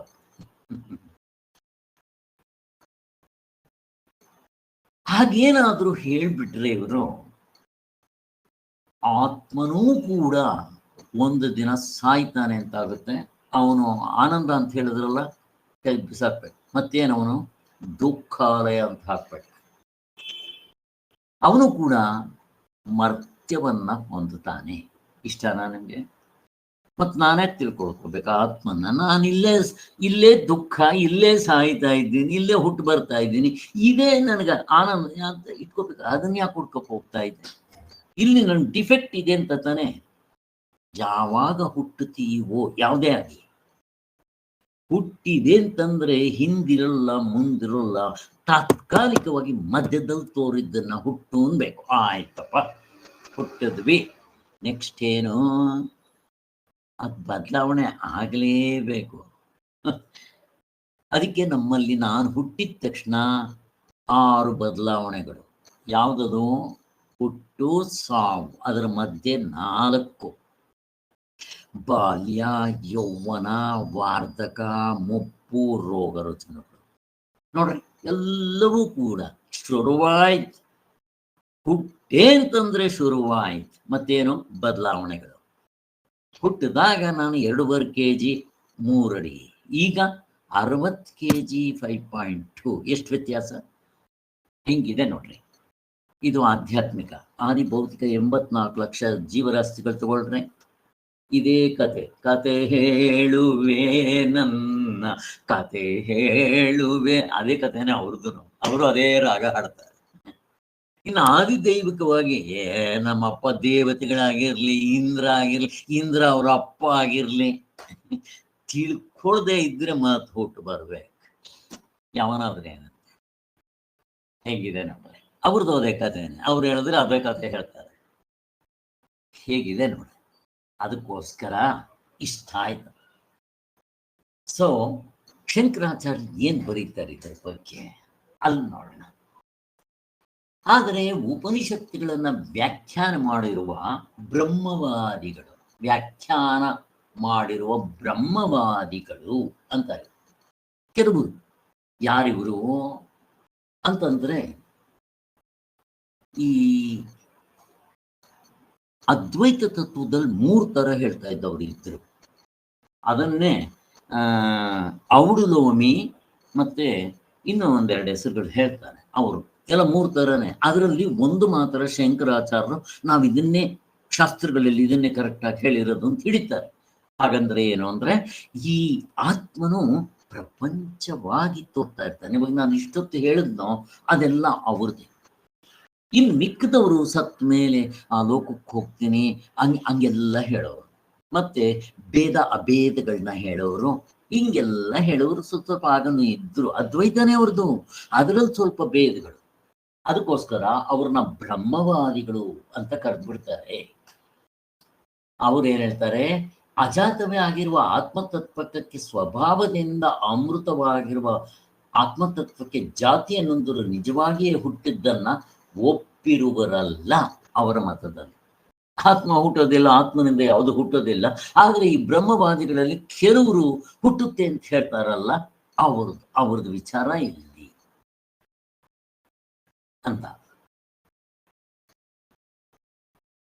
ಹೋಗ್ಲಿ, ಅವ್ರ ಮತದಲ್ಲಿ ಹುಟ್ಟಿದ್ರೆ ಏನಾಗುತ್ತೆ? ಅದು ಒಂದಿನ ಹುಟ್ಟಿದ ಮೇಲೆ ಏನಾಗ್ಬೇಕು? ಬದಲಾವಣೆ ಆಗ್ಬೇಕು. ಒಂದಿನ ಅದು ಇಲ್ದಂಗೆ ಆಗ್ಬೇಕು, ಸಾಯ್ಬೇಕು. ಇಷ್ಟೇನ? ಆತ್ಮನೂ ಹುಟ್ಟುತ್ತಾನೆ, ಬದಲಾವಣೆ ಆಗ್ತಾನೆ, ಸಾಯ್ತಾನೆ ಅಂದ್ರೆ ಮತ್ತೆ ನಾನು ಯಾಕೆ ತಿಳ್ಕೊಳ್ಕೋಬೇಕು ಅದನ್ನ? ನನಗೂ ಇಲ್ಲಿ ಇದೇ ಆಗ್ತಾ ಇದೆ, ವೈ ಶುಡ್ ಐ? ಸ್ವಾಮಿ ಏನೋ ಆನಂದ ಇದೆ ಅಂದ್ರೆ ಬಿಡ್ರಿ, ನನಗೆ ಸಿಗ್ತಾ ಇರೋ ಆನಂದನೇ ಅಲ್ಲಿ. ಯಾಕೆ ಅದು ಹುಟ್ಟುತ್ತೆ, ಬದಲಾವಣೆ ಆಗುತ್ತೆ, ಸಾಯುತ್ತೆ ಅಂದ್ರೆ ನಾನು ಅಷ್ಟೇ, ನಾನು ಹುಟ್ಟಿದ್ದೀನಿ ಈ ಜೀವಪ್ಪ, ಬದಲಾವಣೆ ಆಗ್ತೇನೆ, ಸಾಯ್ತೇನೆ. ಮತ್ತೆ ವ್ಯತ್ಯಾಸ ಏನು ಅದಕ್ಕೂ ಏನು ವ್ಯತ್ಯಾಸ? ಮತ್ತೆ ನಾನಾಗಿ ತಿಳ್ಕೊಳಕ್ ಹೋಗ್ಬೇಕು. ದರ್ಶನಕಾರ ತಿಳ್ಕೊಂಡ್ರು, ಕೊನೆಗೆ ನೀನ್ ಬೇರೆ ನಾನ್ ಬೇರೆ ಅಂದ್ರು, ಮತ್ತೆ ತಪ್ಪಲಿಲ್ಲ. ಅವರು ಹುಟ್ಟೋದು ಸಾಯೋದು. ಆದ್ರಿಂದ ಹಂಗಿಲ್ಲ. ಹಂಗೇನಾದ್ರು ಆಗ್ಬಿಟ್ರೆ ಮತ್ತೆ ನಾನಾಗಿ ತಿಳ್ಕೊಳಕ್ ಹೋಗ್ಬೇಕು ಅದನ್ನ. ಆದ್ದರಿಂದ ಅಜಾತಿವಾಗಿ ಅಮೃತವಾಗಿರುವ ಸ್ವಭಾವದಿಂದ ಸದ್ರೂಪನಾಗಿರುವ ಆತ್ಮನು ಹೇಗೆ ಮರ್ತ್ಯವನ್ನು ಹೊಂದ್ತಾನೆ? ಇವನು ಅಜಾತಿ, ಇವನು ಹುಟ್ಟಿಲ್ಲ, ಇವನಿಂದ ಯಾವುದು ಹುಟ್ಟಿಲ್ಲ, ಅವನು ಮರ್ತ್ಯ ಆಗ್ತಾನೆ ಅಂದ್ರೆ ಅಂತ ಅರ್ಥ ಎಂತದ್ದು ಆಗುತ್ತೆ? ಅದಕ್ಕೆ ಅವನು ಹುಟ್ಟಿಲ್ಲ, ಅವನಿಂದ ಯಾವುದು ಹುಟ್ಟೋದಿಲ್ಲ, ಮತ್ತು ಅವನ ಆನಂದ ಸ್ವರೂಪ ಅವನಿದ್ದಂಗೆ ಇರ್ತಾನೆ. ಏನ್ ಶಾಸ್ತ್ರ ಹೇಳ್ತಂತ ನಂಬ್ಕೋಬೇಕಾಗಿದೆ. ಪ್ರತಿದಿನ ದೇವರು ಸ್ಯಾಂಪಲ್ ಕೊಟ್ಟರು ನಿದ್ದೆಯಲ್ಲಿ ನೋಡ್ಕೊ, ಏನ್ ಬದಲಾವಣೆ ಆಗ್ತಾನೆ, ಎಂಥದ್ದು ಅವನ ಹೆಂಗಿದ್ದಾನ ಹಂಗೆ ಇದ್ದಾನೆ. ಮರ್ತ್ಯ ಅಂತಂದ್ರೆ ಅದು ವಿರುದ್ಧ ಸ್ವಭಾವ. ಯಾವುದಕ್ಕೆ? ಅಮೃತ ಸ್ವಭಾವಕ್ಕೆ. ಯಾವುದೇ ಶಾಸ್ತ್ರ ತಗೊಂಡ್ರು ನೀನ್ ಅಮೃತ ಸ್ವರೂಪನು ಅಲ್ವಾ? ಹಂಗೆ ಅಲ್ವಾ ಹೇಳಿದ್ರು, ಈ ಸೋಲ್ ಇಸ್ ಪೊಟೆನ್ಷಿಯಲಿ ಡಿವೈನ್. ನೀವೆಲ್ಲ ಅಮೃತ ಪುತ್ರರು ಅಂತ ಹೇಳ್ತಾ ಇರೋದನ್ನ ನಾನು ಮರ್ತ್ಯ ಸ್ವರೂಪನು ಅಂತ ಹೇಳಿದ್ರೆ ಯಾವಂತ ತಿಳ್ಕೊಳಕ್ ಬರ್ತಾನ? ಹೌದು ಅಂತ ಹೇಳ್ತಾರೆ. ಆದ್ದರಿಂದ ಇದು ನಿಮ್ ಪ್ರಕಾರ ಹೊಂದೋದಿಲ್ಲ. ಯಾರೀ ಬ್ರಹ್ಮವಾದಿಗಳು ಹೇಳಿದ್ರು ಅವ್ರ ಪ್ರಕಾರ ಹೊಂದೋದಿಲ್ಲ. ಎತ್ತ ಕಡೆ ಹಾಕ್ರಿ ವೇಸ್ಟ್ ಬ್ಯಾಸ್ಕೆಟ್. ಇನ್ನ 21ನೇ ಮಾತೃತ್ವದಲ್ಲಿ ಅದನ್ನ ಹೇಗೂ ಹೊಂದೋದಿಲ್ಲ, ಅದು ಆಗದೇ ಇಲ್ಲ, ನಾಟ್ ಪಾಸಿಬಲ್. ಯಾವುದು? ಆತ್ಮನು ಹುಟ್ಟುತ್ತಾನೆ, ಅವನಿಂದ ಪ್ರಪಂಚ ಹುಟ್ಟುತ್ತೆ ಅನ್ನೋದು ನಾಟ್ ಅಟ್ ಆಲ್ ಪಾಸಿಬಲ್ ಅಂತಾರೆ 21ನೇ ಮಂತ್ರದಲ್ಲಿ. ನಾ ಭವತ್ಯಮೃತ್ಯಂ ಮರ್ತ್ಯಂ ನಾ ಮರ್ತ್ಯಮೃತಂ ತಥಾ ಪ್ರಕೃತೇರನಂತ್ಯಥಾ ಭಾವೋ ನಾ ಕಥಾ ಚಿದ್ಭವಿಷ್ಯತಿ. ಇದರ ಅರ್ಥ ಏನಪ್ಪಾ ಅಂದ್ರೆ, ನನ್ನ ನಿಜವಾದ ಸ್ವರೂಪ ಗಾಢನಿದ್ರೆಯಲ್ಲಿ ಹೇಗಿದೆಯೋ ಅದು ಸಾಯೋದಿಲ್ಲ, ಹುಟ್ಟಿಲ್ಲ, ಅದಕ್ಕೆ ಮರ್ತ್ಯ ಆಗೋದೇ ಇಲ್ಲ. ಹುಟ್ಟೂ ಇಲ್ಲ, ಬದಲಾವಣೆ ಆಗೋಲ್ಲ, ಅದು ಸಾಯೋದೇ ಇಲ್ಲ. ನಮ್ಗೆಲ್ರಿಗೂ ಅನುಭವದಲ್ಲಿ ಇದೆ, ಶಾಸ್ತ್ರನೂ ಹೇಳಿದೆ. ಹಾಗೂ ಈ ದ್ವೈತ ಅಥವಾ ಇವನ್ನ ಈ ಶರೀರ ಅಥವಾ ಇವೆಲ್ಲ ಇದೆಯಲ್ಲ, ಇವು ಮರ್ತ್ಯವೇ. ಯಾಕೆ? ಹುಟ್ಟಿದೆ, ಬದಲಾವಣೆ ಆಗುತ್ತೆ, ಒಂದಿನ ಇಲ್ದಂಗೆ ಆಗುತ್ತೆ. ಇದನ್ನ ಅಮೃತ ಅನ್ನಕ್ಕಾಗುತ್ತೆ? ನಾವು ಆಗೋದಿಲ್ಲ. ನನಗೆ ಗೊತ್ತು, ಈ ಶರೀರನ ಆತ್ಮ ಅಂತ ಯಾರಾದ್ರು ಹೇಳ್ತಾರ? ಹೇಳಿದ್ರೆ ಅಕಸ್ಮಾತ್ ಒಂದಿನ ಸಾಯ್ಬೇಕಲ್ಲ, ಯಾರಿಗೂ ಗೊತ್ತಿಲ್ಲ ಅನುಭವ. ಆದ್ರಿಂದ ಇದೆಲ್ಲ ಹೋಗ್ಲಿ, ಸತ್ತ ಮೇಲೆ ಈ ಶರೀರ ಊತಾಕ್ಬಿಡ್ತೀವಿ. ನಾನು ಬೇರೆ ಶರೀರ ಅಂತ ಕರ್ಮಕಾಂಡ ಉಪಾಸನ ಕಾಂಡ ಅವ್ರು ನಂಬ್ಕೊಂಡಿದ್ದಾರಲ್ಲ, ಅದಾದ್ರೂ ಸತ್ಯವಾಗಿರ್ಬೇಕಲ್ಲ. ಇಲ್ಲ, ಗಾಢನಿದ್ರೆಗಳಿಗೆ ಎಂಟ್ರಿ ಇಲ್ಲ ಸೂಕ್ಷ್ಮ ಶರೀರಕ್ಕೆ. ಆದ್ದರಿಂದ ಸ್ಥೂಲ ಶರೀರವಾಗಲಿ ಸೂಕ್ಷ್ಮ ಶರೀರವಾಗಲಿ, ನಾನು ಒಂದು ಹೇಳ್ತಾ ಇದ್ದೀನಿ, ನೀವು ವ್ಯಷ್ಟಿ ಸಮಷ್ಟಿ ಎಲ್ಲ ಸೇರಿಸಿ ತಗೋಬೇಕು.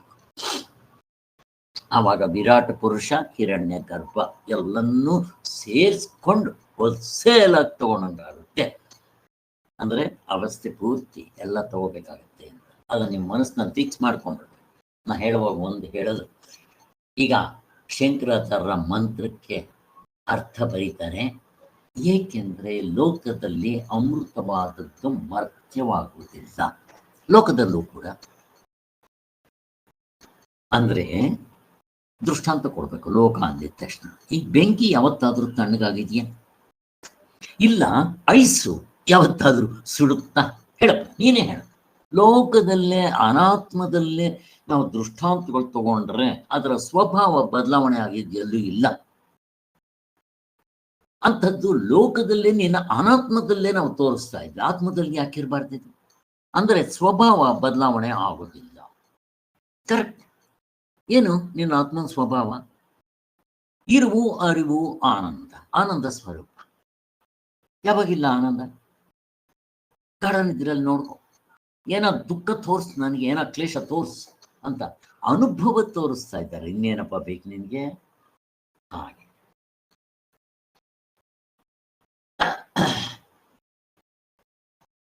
ಹಾಗೂ ಮರ್ತ್ಯವಾದದ್ದು ಅಮೃತವೂ ಆಗುವುದಿಲ್ಲ. ಸಾಯೋದು ಅಮೃತವಾಗುತ್ತ. ಸ್ವಾಮಿ, ಬೆಂಕಿ ಯಾವತ್ತಾದ್ರೂ ತಣ್ಣಗಾಗುತ್ತ? ಅಥವಾ ಐಸು ಬಿಸಿ ಆಗುತ್ತೇನೆ ಯಾವತ್ತಾದ್ರೂ? ಆಗೋದಿಲ್ಲ. ಅದು ವಿರುದ್ಧ, ಆಗೋದಿಲ್ಲ. ಅದಕ್ಕೇನಂತಾರೆ? ಪ್ರಕೃತಿಗೆ ಸ್ವಭಾವ, ಪ್ರಕೃತಿ ನಿಯಮ ಅದು. ಅದನ್ನು ನಾವು ಬದಲಾವಣೆ ಮಾಡ್ಕೊಳ್ಳೋಕೆ ಬರೋದ. ಪ್ರಕೃತಿನೆಲ್ಲ ನಿಯಮ ಇದೆ, ರೂಲ್ಸ್ ಅಂಡ್ ರೆಗ್ಯುಲೇಷನ್ ಇದೆ. ಅದಕ್ಕೆ ಬೆಂಕಿ ಸುಡುತ್ತೆ. ಅದನ್ನೇ ಶಂಕರಾಚಾರ್ಯರು ತತ್ವವನ್ನು ತಿಳಿಸ್ಕೊಡುವಾಗ ಎಷ್ಟೇ ಜನ ಬಂದು ಬೆಂಕಿ ತಣ್ಣಗಿದೆ ಅಂದ್ರೆ ಒಪ್ತೀರಾ? ಅನುಭವಕ್ಕೆ ವಿರುದ್ಧವಾಗಿರೋದ್ರಿಂದ ನಾವು ಒಪ್ಪಲ್ಲ. ಅದೇ ಒಂದು ಗಿಣಿ ಬಂದು, ಮಗು ಅಲ್ಲ ಗಿಣಿ, ಬೆಂಕಿ ಸುಡುತ್ತೆ ಅಂದ್ರೆ ನಂಬ್ತೀವಲ್ವಾ? ಯಾಕೆ? ಅನುಭವಕ್ಕೆ ಹೊಂದುತ್ತೆ. ಹಂಗೆ ತಗೊಂಡ್ಬರ್ತಾರೆ. ಇವೆಲ್ಲ ನಮಗೆ ಗೊತ್ತಿದೆ.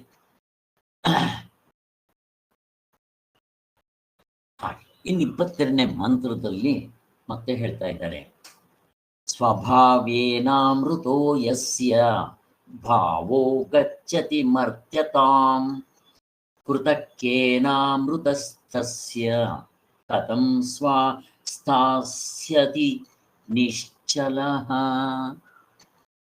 ಇದರ ಅರ್ಥ ಕನ್ನಡದಲ್ಲಿ, ಯಾರ ಮತದಲ್ಲಿ ಸ್ವಭಾವದಿಂದ ಅಮೃತವಾಗಿ ವಾದ ಭಾವವು ಮರ್ತ್ಯವನ್ನು ಹೊಂದುವುದಿಲ್ಲ.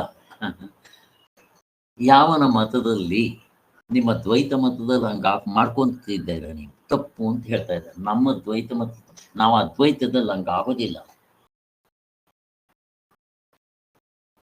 ಅವನ ಮತದಲ್ಲಿ ಕೃತಕವಾಗಿ ಅಮೃತವಾದದ್ದು ನಿಶ್ಚಲವಾಗಿ ಹೇಗೆ ನಿಲ್ಲುವುದು? ಅವನರಲ್ಲಿ ನೀನು ಅಮೃತ ಅಂತ ಹೇಳೋದಕ್ಕೆ ನಿನಗೆ ಅಧಿಕಾರ ಇಲ್ಲ, ಕಳ್ಕೊಂಡ್ಬಿಟ್ಟಿದೀಯ. ಯಾಕೆ? ನೀನು ದ್ವೈತವೂ, ನಿನ್ನ ಪ್ರಕಾರ ದ್ವೈತವೂ ಸತ್ಯವೇ, ಅದ್ವೈತವೂ ದ್ವೈತವೇ. ಅದಕ್ಕೋಸ್ಕರನೇ ನಿನಗೆ ಇದು ವಿರುದ್ಧ ಆಗಿದೆ ಅಂತ ಹೇಳ್ತಾರೆ. ಇದು ನಿನಗೆ ಹೊಂದದೇ ಇಲ್ಲ. ಇದು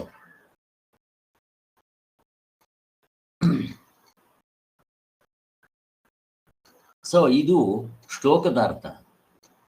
ಶಂಕರಾಚಾರ್ಯ ಭಾಷ್ಯ ಬರೀತಾರೆ, ಯಾವ ವಾದಿಯ ಮತದಲ್ಲಿ, ಅಂದ್ರೆ ಇವಾಗ ಈ ಬ್ರಹ್ಮವಾದಿಗಳು ಅವರು ಇವರು ಹೇಳಿದ್ರಲ್ಲ, ಅವರ ಮತದಲ್ಲಿ ಅಮೃತವು ಮರ್ತ್ಯವಾಗುವುದೇ ಇಲ್ಲ. ನಮ್ಮದ್ರಲ್ಲಿ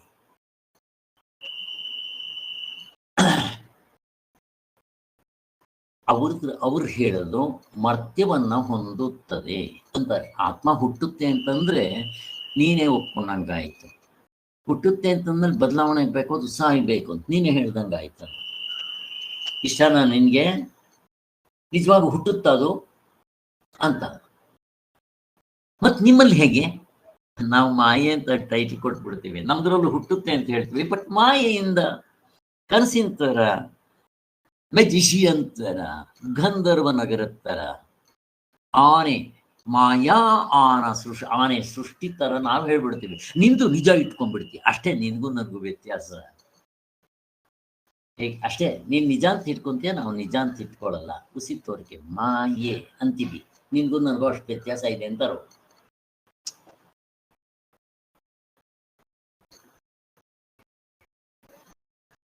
ಸೊ ಅಲ್ಲಿಗೆ ನೀನು ನಿನ್ನ ಮತದಲ್ಲಿ ಮೊದಲು ನೀನೇನು ಹೇಳಿದ್ದೆ? ಆತ್ಮನ ಅಮೃತ, ಅವನು ನಿಜವಾಗಿರೋವನು ಅಂತ ಹೇಳಿದ್ನಲ್ಲ. ಈಗ ಹೊಡೆದ ಕಿಂಟು ಮಾರ್ಕ್ ಹಾಕೋದು, ನೀನು ಹೊಂದಲ್ಲ ಅಂತ ಹೇಳ್ತಾ ಇದ್ದಾರೆ.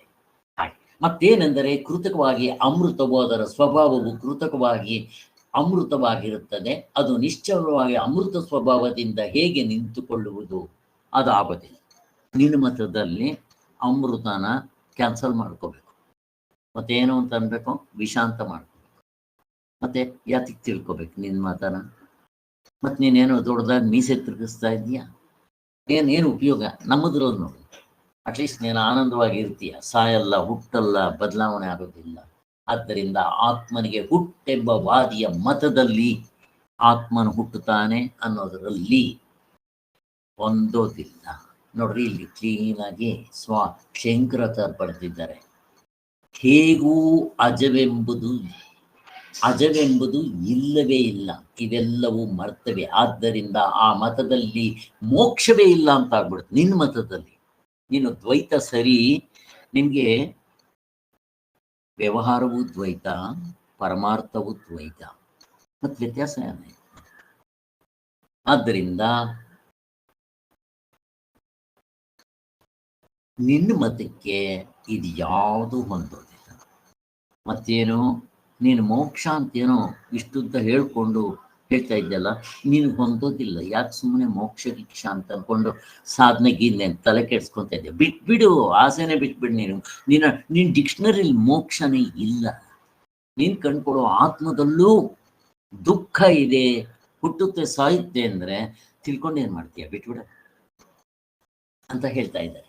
ಮೋಕ್ಷವೇ ಇಲ್ಲ ಅಂತ ಆಗ್ಬಿಡು ನಿಂದ್ರಲ್ಲಿ. ನಮ್ಮದ್ರಲ್ಲಿ ಹಂಗಿಲ್ಲ.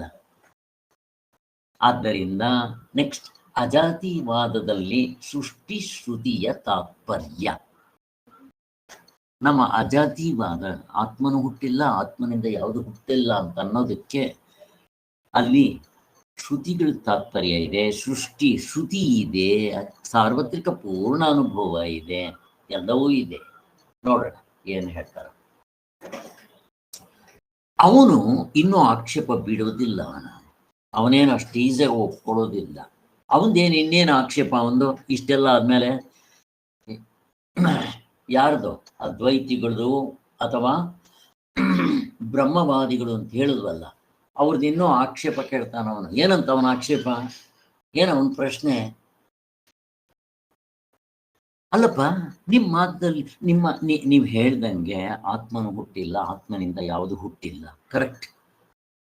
ಮತ್ತೆ ನಿಮ್ಮ ಸೃಷ್ಟಿಗಳೆಲ್ಲ ಸೃಷ್ಟಿ ಆಯ್ತು ಅಂತ ಬಾಯಿ ಬಡ್ಕೊಂತ ಇದೆಯಲ್ಲ, ಯಾಕೋ ಅಂತ ಕೇಳ್ತಾನ ಅವನು. ನೋಡ್ರಿ ಅವನು ಹೆಂಗ್ ಕೇಳ್ತಾನ ಅವನು. ಅವನೇನ್ ಪಾಕಡ ವೇದಗಳನ್ನ ಓದ್ಕೊಂಡಿದ್ದಾನ ಅವನು, ಬಟ್ ಸರಿಯಾಗಿ ತಿಳ್ಕೊಂಡಿಲ್ಲ ಅಷ್ಟೇ. ಎಲ್ಲ ಗೊತ್ತು ಅವನಿಗೆ, ಬಟ್ ಸರಿಯಾಗಿ ತಿಳ್ಕೊಂಡಿಲ್ಲ ಅಷ್ಟೇ. ಹಾಗಾದ್ರೆ ನೀವು ಸೃಷ್ಟಿ ಯಾಕೆ ಹೇಳ್ತೀರಾ? ಬಾಯಿ ಮುಚ್ಕೊಂಡಿರ್ರಿ. ಸೃಷ್ಟಿ ಇಲ್ಲ ಅಂತ ಹೇಳಿದ್ಮೇಲೆ ಸೃಷ್ಟಿ ಯಾಕೆ ಹೇಳ್ತೀರಿ ನೀವು? ಅದನ್ನೇ ಪ್ರಮಾಣ ಅಂತ ಹೇಳ್ಬಿಟ್ಟು ನಿಮ್ಮ ಶ್ರುತಿಗಳಲ್ಲೆಲ್ಲ ಹೇಳಿದೆ. 4-5 ಕಡೆ ಹೇಳಿದ್ದಾರೆ. ಒಂದು ಕಡೆ ತೈತರಿ ಉಪನಿಷತ್ನಲ್ಲಿ ಈ ಪಂಚಭೂತಗಳಿಂದ ಸೃಷ್ಟಿ ಆಯಿತು, ಆಕಾಶ, ವಾಯು, ಅಗ್ನಿ, ಜಲ, ಪೃಥ್ವಿ ಅಂತ. ಇನ್ನೊಂದು ಚಾಂದಿಕ್ಯ ಉಪನಿಷತ್ನಲ್ಲಿ ಅಗ್ನಿ ಸೃಷ್ಟಿ ಆಯಿತು, ಅಗ್ನಿಯಿಂದ ಜಲ, ಜಲದಿಂದ ಪೃಥ್ವಿ ಅಂತ ಅಂದರು. ಇನ್ನೊಂದು ಕಡೆ ಏನು ಹೇಳಿದೆ, ಬರೀ ಪ್ರಾಣ ಸೃಷ್ಟಿ ಆಯಿತು ಅಂತ ಹೇಳಿದ್ರಿ. ಇನ್ನೊಂದು ಸೃಷ್ಟಿಯಲ್ಲಿ ಏನೂ ಸೃಷ್ಟಿ ಆಗಿಲ್ಲ, ಏನು ಇದನ್ನ ಯಾವುದು ಹೇಳಿದೆ, ಸೃಷ್ಟಿ ಆಯಿತು ಅಂತ ಹೇಳಿರ್ತಾರೆ. ಬಂದೆ ಒಂದೇ ನಿಮಿಷ, ಯಾರಾದರೂ ಮಾತಾಡ್ತಾ ಇರಿ. ನಾನು ಇವಾಗ ಇದು ಮಾಡಕ್ ಬರಲ್ಲ ಇಲ್ಲಿ.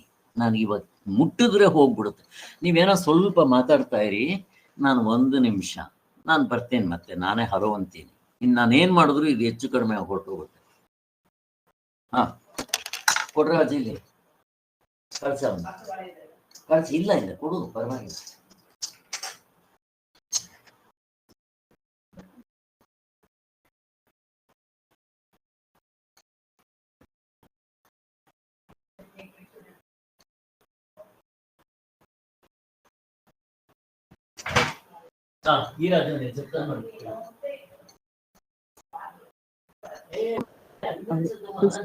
ಸೃಷ್ಟಿಯಲ್ಲಿ ಅಂದ್ರೆ ಉಪನಿಷತ್ತುಗಳಲ್ಲೆಲ್ಲ ಸೃಷ್ಟಿ ಕಾರ್ಯ ಹೇಳಿದಾರಲ್ಲ, ಅದಕ್ಕೋಸ್ಕರ ಅವರು ಆಕ್ಷೇಪ ತೆಗೆದಿದ್ದಾರೆ. ಎಲ್ಲಾ ಉಪನಿಷತ್ತಲ್ಲೂ ಸೃಷ್ಟಿ ಬಗ್ಗೆ ಬಂದಿದೆಯಲ್ಲ, ನೀವು ಅಲ್ಲಿ ಸೃಷ್ಟಿನೂ ಹೇಳ್ತೀರಾ, ಯಾವ್ದು ಹುಟ್ಟಿಲ್ಲ ಅಂತಾನು ಹೇಳ್ತಿರಲ್ಲ. ಇದು ಹೇಗೆ ಹೊಂದುತ್ತೆ? ಒಂದದೇ ಪ್ರಮಾಣನೇ, ಶ್ರುತಿ ಪ್ರಮಾಣನೇ ಹೊಟ್ಟೋಗ್ಬಿಡುತ್ತಲ್ಲ ಅಂತ ಅವ್ರ ಆಕ್ಷೇಪ. ಅದಕ್ಕೆ ಈ ವೇದಾಂತಿಗಳು ಹೇಳ್ತಾ ಇದ್ದಾರೆ, ಸೃಷ್ಟಿ ಹೇಳೋ ಅಂದ್ರೆ ಸೃಷ್ಟಿ ಕಾರ್ಯ ಹೇಳ್ತಾ ಇದ್ದಾವಲ್ಲ ಉಪನಿಷತ್ತುಗಳಲ್ಲಿ, ಅದು ಸೃಷ್ಟಿ ಹೇಳೋದಕ್ಕೋಸ್ಕರ ಬಂದಿಲ್ಲ. ನಮ್ಗೇನು ಅದು ಹೇಳ್ಬೇಕಾಗಿದ್ಯಾ? ನಾವು ಹುಟ್ಟಿರೋದೆಲ್ಲ ನೋಡ್ತಾ ಇದೀವಲ್ಲ, ತತ್ವ ತೀರ್ಸಕ್ಕೋಸ್ಕರ. ಅದು ನಮ್ಮನ್ನ ಇಲ್ಲಿಂದ ನಾವು ಈ ಸೃಷ್ಟಿ ಸತ್ಯ ಅಂತ ಇಟ್ಕೊಂಡಿರ್ತೀವಲ್ಲ, ಇಲ್ಲಿಂದ ನಮ್ಮನ್ನ ಅಲ್ಲಿಗೆ ತಲುಪಿಸೋದಿಕ್ಕೆ ಉಪಾಯ. ಮಕ್ಕಳಿಗೆ, ಚಿಕ್ಕ ಮಕ್ಕಳಿಗೆ ಚಾಕ್ಲೇಟ್ ಕೊಡ್ತೀನಿ, ಸ್ಕೂಲ್ಗೆ ಹೋಗು, ಪಾಠ ಬರ್ದ್ಬಿಡು, ಹೋಮ್ವರ್ಕ್ ಬರ್ದ್ಬಿಡು, ನಿಂಗೆ ಅಲ್ಲಿ ಕರ್ಕೊಂಡು ಹೋಗ್ತೀನಿ, ಅದ್ ಕೊಡ್ತೀನಿ ಅಂತೀವಲ್ಲ, ಅಲ್ಲಿ ಮಗುಗೆ ಕೊಡ್ಸೋದೆಲ್ಲ ಮುಖ್ಯವಾಗಿರೋದು. ಮಗು ಬರೆಯೋಂಗ್ ಮಾಡ್ಬೇಕು, ಸ್ಕೂಲ್ಗೆ ಹೋಗೋಂಗ್ ಮಾಡ್ಬೇಕು ಅನ್ನೋದು ಉದ್ದೇಶ. ಇಲ್ಲಿ ನಮ್ಗೆ ತತ್ವ ತಿಳಿಸೋದಕ್ಕಷ್ಟೇ ಉಪನಿಷತ್ತುಗಳು ತಾತ್ಪರ್ಯ. ಉಪೇಯವನ್ನು ತಿಳಿಸೋದಕ್ಕೆ ಬಂದಿದೆ. ಇದು ಉಪಾಯ ಮಾತ್ರ. ಸೃಷ್ಟಿ ಹೇಳ್ತಾ ಇರೋದು ಉಪಾಯ, ನಮ್ಮನ್ನ ಉಪಾಯದಿಂದ ಉಪೇಯದಲ್ಲಿ ನಿಲ್ಸೋದಕ್ಕೆ ಬಂದಿರೋದು ಶ್ರುತಿಗಳೆಲ್ಲ, ಉಪನಿಷತ್ತುಗಳೆಲ್ಲ. ಅದಕ್ಕೋಸ್ಕರ ಅವ್ರು ಅದನ್ನ ಹೇಳ್ತಾ ಇದ್ದಾರೆ. ಉಪಾಯ ಮಾತ್ರ ಅಷ್ಟೇ, ಸೃಷ್ಟಿ ಪ್ರಕ್ರಿಯೆಗಳೆಲ್ಲ ಹೇಳ್ತಾ ಇರೋದು ಒಂದೊಂದು ಉಪನಿಷತ್ತಲ್ಲಿ ಒಂದೊಂದು ತರ ಹೇಳಿದೆ ಅಂತ ಹೇಳ್ತಾ ಇದ್ದಾರೆ. ಈ ತರ ಪರಿಹಾರ ಹೇಳಿದ್ರು ಸಹಿತ ಮತ್ತೆ ಮತ್ತೆ ಆಕ್ಷೇಪಗಳೆಲ್ಲ ಮಾಡ್ತಾನೆ ಇದ್ದಾರೆ. ಅಜಾತಿವಾದನೆ ಸರಿ ಅಂತ ಹೌದು, ಸೃಷ್ಟಿಯಾಗಿದೆ ದ್ವೈತ ಅವ್ರಿಗೆ, ತನನ ಬಿಡಕ್ ಇಷ್ಟ ಇಲ್ಲ ಅವ್ರಿಗೆ.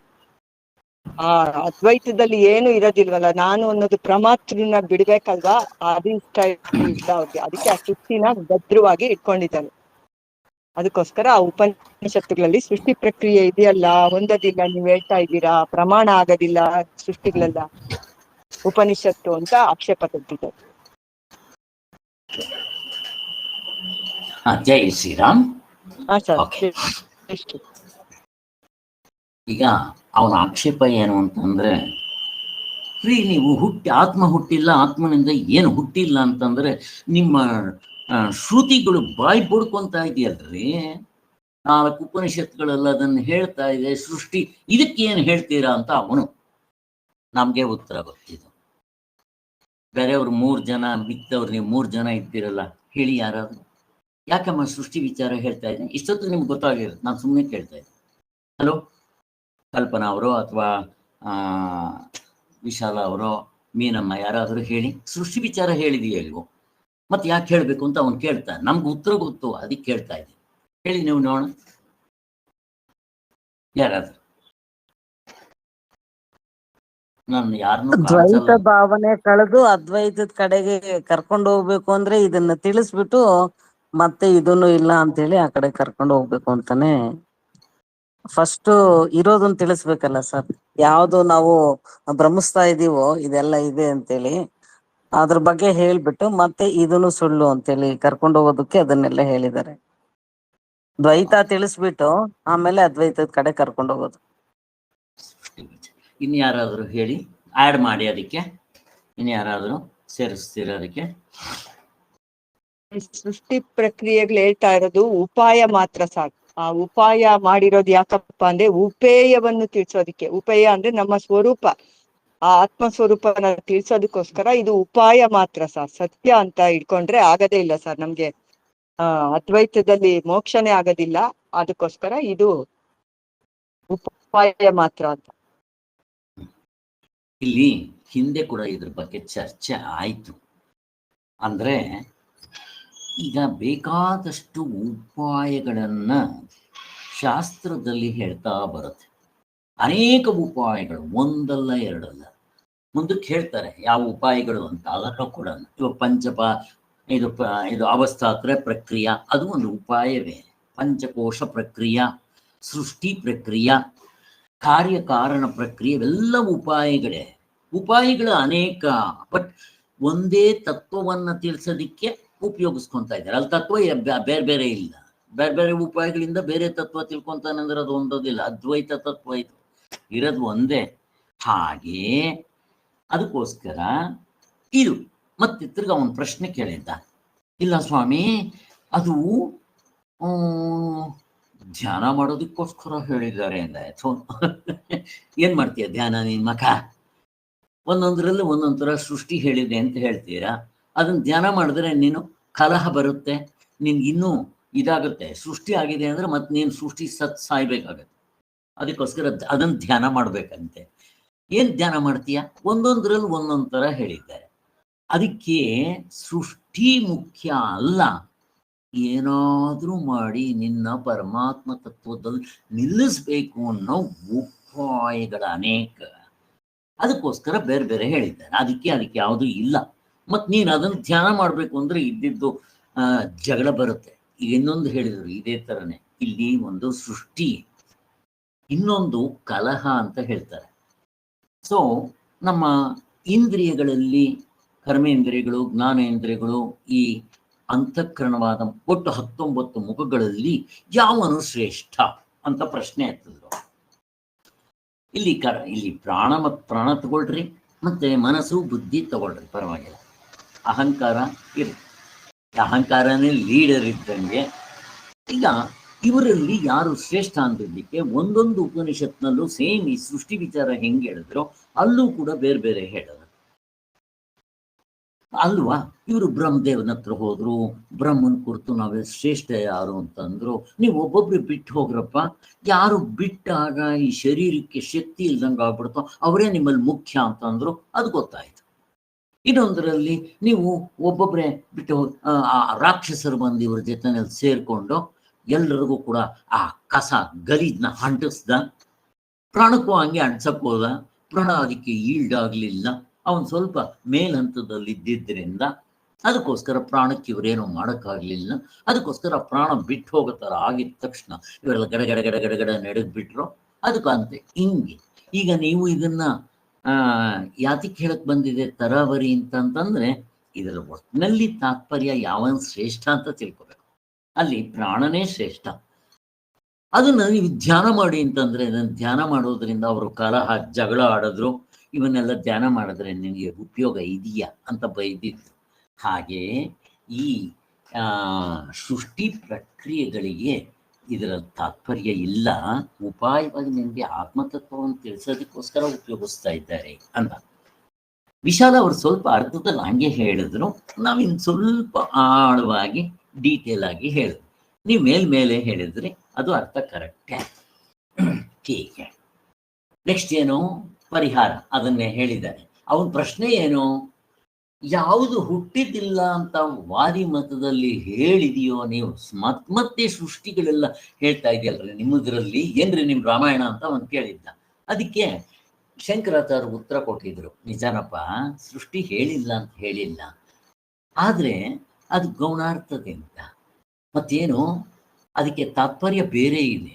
ಏನಾದ್ರೂ ಮಾಡಿ ನಿನ್ನ ಆತ್ಮತತ್ವದಲ್ಲಿ ನಿಲ್ಲಿಸ್ಬೇಕು ಅಂತ ಅಷ್ಟೇ, ಸೃಷ್ಟಿ ಆಗಿದೆ ಅಂತ ಹೇಳಕ್ ಬಂದಿಲ್ಲ, ಅದು ಗೌಣಾರ್ಥ, ಮುಖ್ಯ ಅರ್ಥ ಬೇರೆ ಇದೆ ಅಂತ ಕೂಡ ಅಲ್ಲಿ ಹೇಳಿದ್ರು.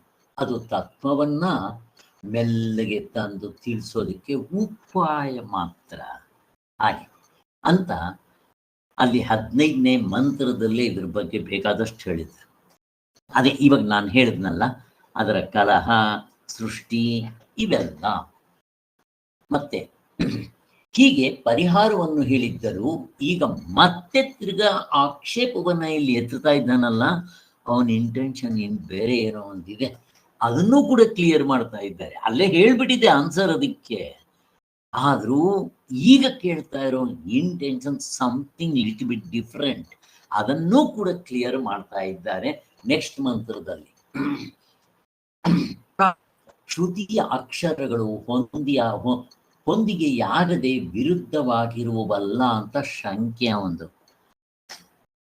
ಶ್ರುತಿಯ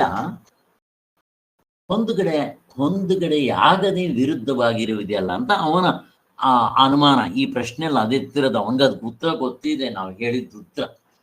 ಈಗ ಅದು ಕ್ಲಿಯರ್ ಮಾಡ್ಬೇಕು. ಅದಕ್ಕೆ ಏನ್ ಮಾಡ್ತಾರೆ, 23ನೇ ಮಂತ್ರದಲ್ಲಿ ಭೂತತೋ ವಾಪಿ ಸೃಜ್ಯಮಾನೇ ಸಮಾಶ್ರುತಿ ನಿಶ್ಚಿತಂ ಯುಕ್ತಿಯುಕ್ತಂ ಚ ಯತತದ್ಭವತಿ ನೇತರತ್. ಇಲ್ಲಿ ಸ್ವಲ್ಪ ಭೂತವಾಗಿ ಅಥವಾ ಅಭೂತವಾಗಿ ಸೃಷ್ಟಿಯಾಗಿದ್ದರೂ ಶ್ರುತಿಯು ಸಮವಾಗಿರುತ್ತದೆ. ಯಾವುದು ನಿಶ್ಚಿತವಾಗಿಯೂ ಯುಕ್ತಿಯುಕ್ತವಾಗಿಯೂ ಇರುವುದೋ ಅದು ಆಗುವುದೇ ಹೊರತು ಉಳಿದಿದ್ದು ಆಗೋದಿಲ್ಲ. ಇಲ್ಲಿ ಅದೇ ಸೇಮ್ ಅದನ್ನೇ ಹೇಳ್ತಾ ಇದೆ, ಬೇರೆ ಅರ್ಥದಲ್ಲಿ ಹೇಳ್ತಾ ಇದೆ. ಆತ್ಮನ ಹುಟ್ಟಿಲ್ಲ, ಆತ್ಮನಿಂದ ಯಾವುದು ಹುಟ್ಟಲ್ಲ, ಅದೇ ನಿಶ್ಚಿತವಾಗಿರೋದು, ಅದೇ ಯುಕ್ತವಾಗಿದೆ, ಅದೇ ಕರೆಕ್ಟ್ ಆಗಿದೆ, ಸಮವಾಗಿದೆ, ಅದು ಸರಿಯಾಗಿದೆ ಅಂತ. ಇನ್ನು ದ್ವೈತ ಹುಟ್ಟಿಲ್ಲ, ದ್ವೈತದಿಂದಲೂ ಯಾವುದು ಹುಟ್ಟಿಲ್ಲ ಅನ್ನೋದನ್ನೇ ಇಲ್ಲಿ ಇನ್ನು ಸ್ವಲ್ಪ ಎಕ್ಸ್ಪ್ಲೈನ್ ಮಾಡ್ತಾ ಹೋಗ್ತಾರೆ. ನೋಡಿ, ಇಲ್ಲಿ ಭೂತವಾಗಿ ಅಂದರೆ ನಿಜವಾಗಿ ವಸ್ತು ಸೃಷ್ಟಿಯಾಗಿಲ್ಲ. ಭೂತ ಅಂತಂದ್ರೆ ನಮಗೆ ವ್ಯವಹಾರದಲ್ಲಿ ಈ ಪಂಚಭೂತಗಳು ಇದೆಲ್ಲ ಇದೆಯಲ್ಲ, ಇದು ಭೂತ ಅಭೂತ. ಅಭೂತ ಅಂದ್ರೆ ಏನು, ಮಾಯೆಯಿಂದ ಆಗಿರುವಂತೆ. ಅವ್ರ ಪ್ರಕಾರ ಭೂತಗಳು ಸತ್ಯವಾಗಿದೆ ಅಂತ, ನಾವು ಭೂತಗಳು ಇದೆ, ಮಾಯೆಯಿಂದ ಇದೆ ಅಷ್ಟೇ. ನಮಗೂ ಅವ್ರಿಗೂ ಅಷ್ಟೇ ವ್ಯತ್ಯಾಸ. ಅಲ್ಲ ಸ್ವಾಮಿ, ನಿಮ್ಮ ಮಾಯೆಯಿಂದಲಾದರೂ ಸೃಷ್ಟಿಯಾಗಲಿ, ಎರಡರಲ್ಲೂ ಸೃಷ್ಟಿ ಸ್ಥಿತಿಯು ಸಮವಾಗಿ ಇರುವುದು ಒಂದೇ ಆಗಿರುವುದಲ್ಲ. ನೀವು ನಮ್ಮ ಪ್ರಕಾರ ನಾವು ಸೃಷ್ಟಿ ನಿಜವಾಗ್ಲೂ ಆಗಿದೆ ಅಂತ ಇಟ್ಕೊಳ್ರಿ, ನಿಮ್ಮ ಮಾಯೆ ಅಂತ ಆಗಿದೆ ಅಂತ ಇಟ್ಕೊಳ್ರಿ, ಎರಡರಲ್ಲೂ ಸೃಷ್ಟಿ ಅನ್ನೋದು ಇದೆಯಲ್ಲ ಅಂತ. ಅದಕ್ಕೆ ಈ ಒಂದು ವಿಚಾರದ ಮೇಲೆ ಅವನು ಆಕ್ಷೇಪ ಏನು ಗೊತ್ತಾ, ಗೌಣವಾಗಲಿ ಮುಖ್ಯವಾಗಲಿ ಮುಖ್ಯವಾದ ಅರ್ಥವನ್ನೇ ತಗೋಬೇಕಲ್ಲ. ಇಲ್ಲಿ ನಮ್ಗೆ ಇವು ಅರ್ಥ ಆಗಲ್ಲ. ವೇದಗಳನ್ನ ಓದಬೇಕಾದ್ರೆ ವೇದ ಅಂಗಗಳನ್ನ ಓದಿರ್ಬೇಕು ನಾವು. ನಮ್ಗೇನು ಅಷ್ಟೆಲ್ಲ ಬೇಕಾಗಿಲ್ಲ ಅಂತ ತಿಳ್ಕೊಳ್ರಿ.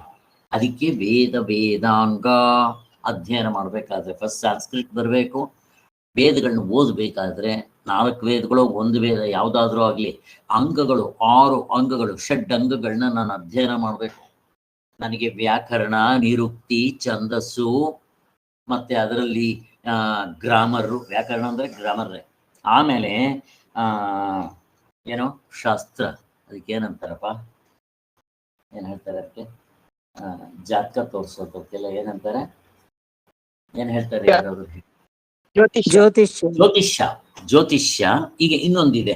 ಇಷ್ಟನ್ನು ಅವ್ರು ಚೆನ್ನಾಗಿ ಅರ್ಥ ಮಾಡ್ಕೊಂಡ್ಬೇಕು. ನಿರುಕ್ತಿ ಅಂತಾರೆ. ನಿರುಕ್ತಿ ಆಗೋಯ್ತು. ಇದು ಅದಕ್ಕೇನಂತಾರೆ, ವ್ಯಾಕರಣ, ನಿರುಕ್ತಿ, ಛಂದಸ್ಸು, ಜ್ಯೋತಿಷ್ಯ. ಇನ್ನೊಂದು ನನಗೆ ಯಾವುದೋ ನೆನಪು ಬರ್ತಾ ಇಲ್ಲ. ಇಲ್ಲಿ ಒಟ್ಟು 5, 6 ಏನೇ 6ರಲ್ಲಿ ಇರ್ಲಿ. ಒಟ್ಟಿನಲ್ಲಿ ಇವೆಲ್ಲ ಅಧ್ಯಯನ ಮಾಡಿರ್ಬೇಕು. ಅಲ್ಲಿ ಇದು ಅದಕ್ಕೆ ಸಂಬಂಧಪಟ್ಟಿರೋ ಪ್ರಶ್ನೆ. ಅವನು ಏನ್ ಕೇಳ್ತಾ ಇದ್ದಾನೆ ಅಂದ್ರೆ, ಇಲ್ಲಿ ಗೌಣ ಅರ್ಥ, ಮುಖ್ಯ ಅರ್ಥ, 2 ಅರ್ಥ ಇದೆ.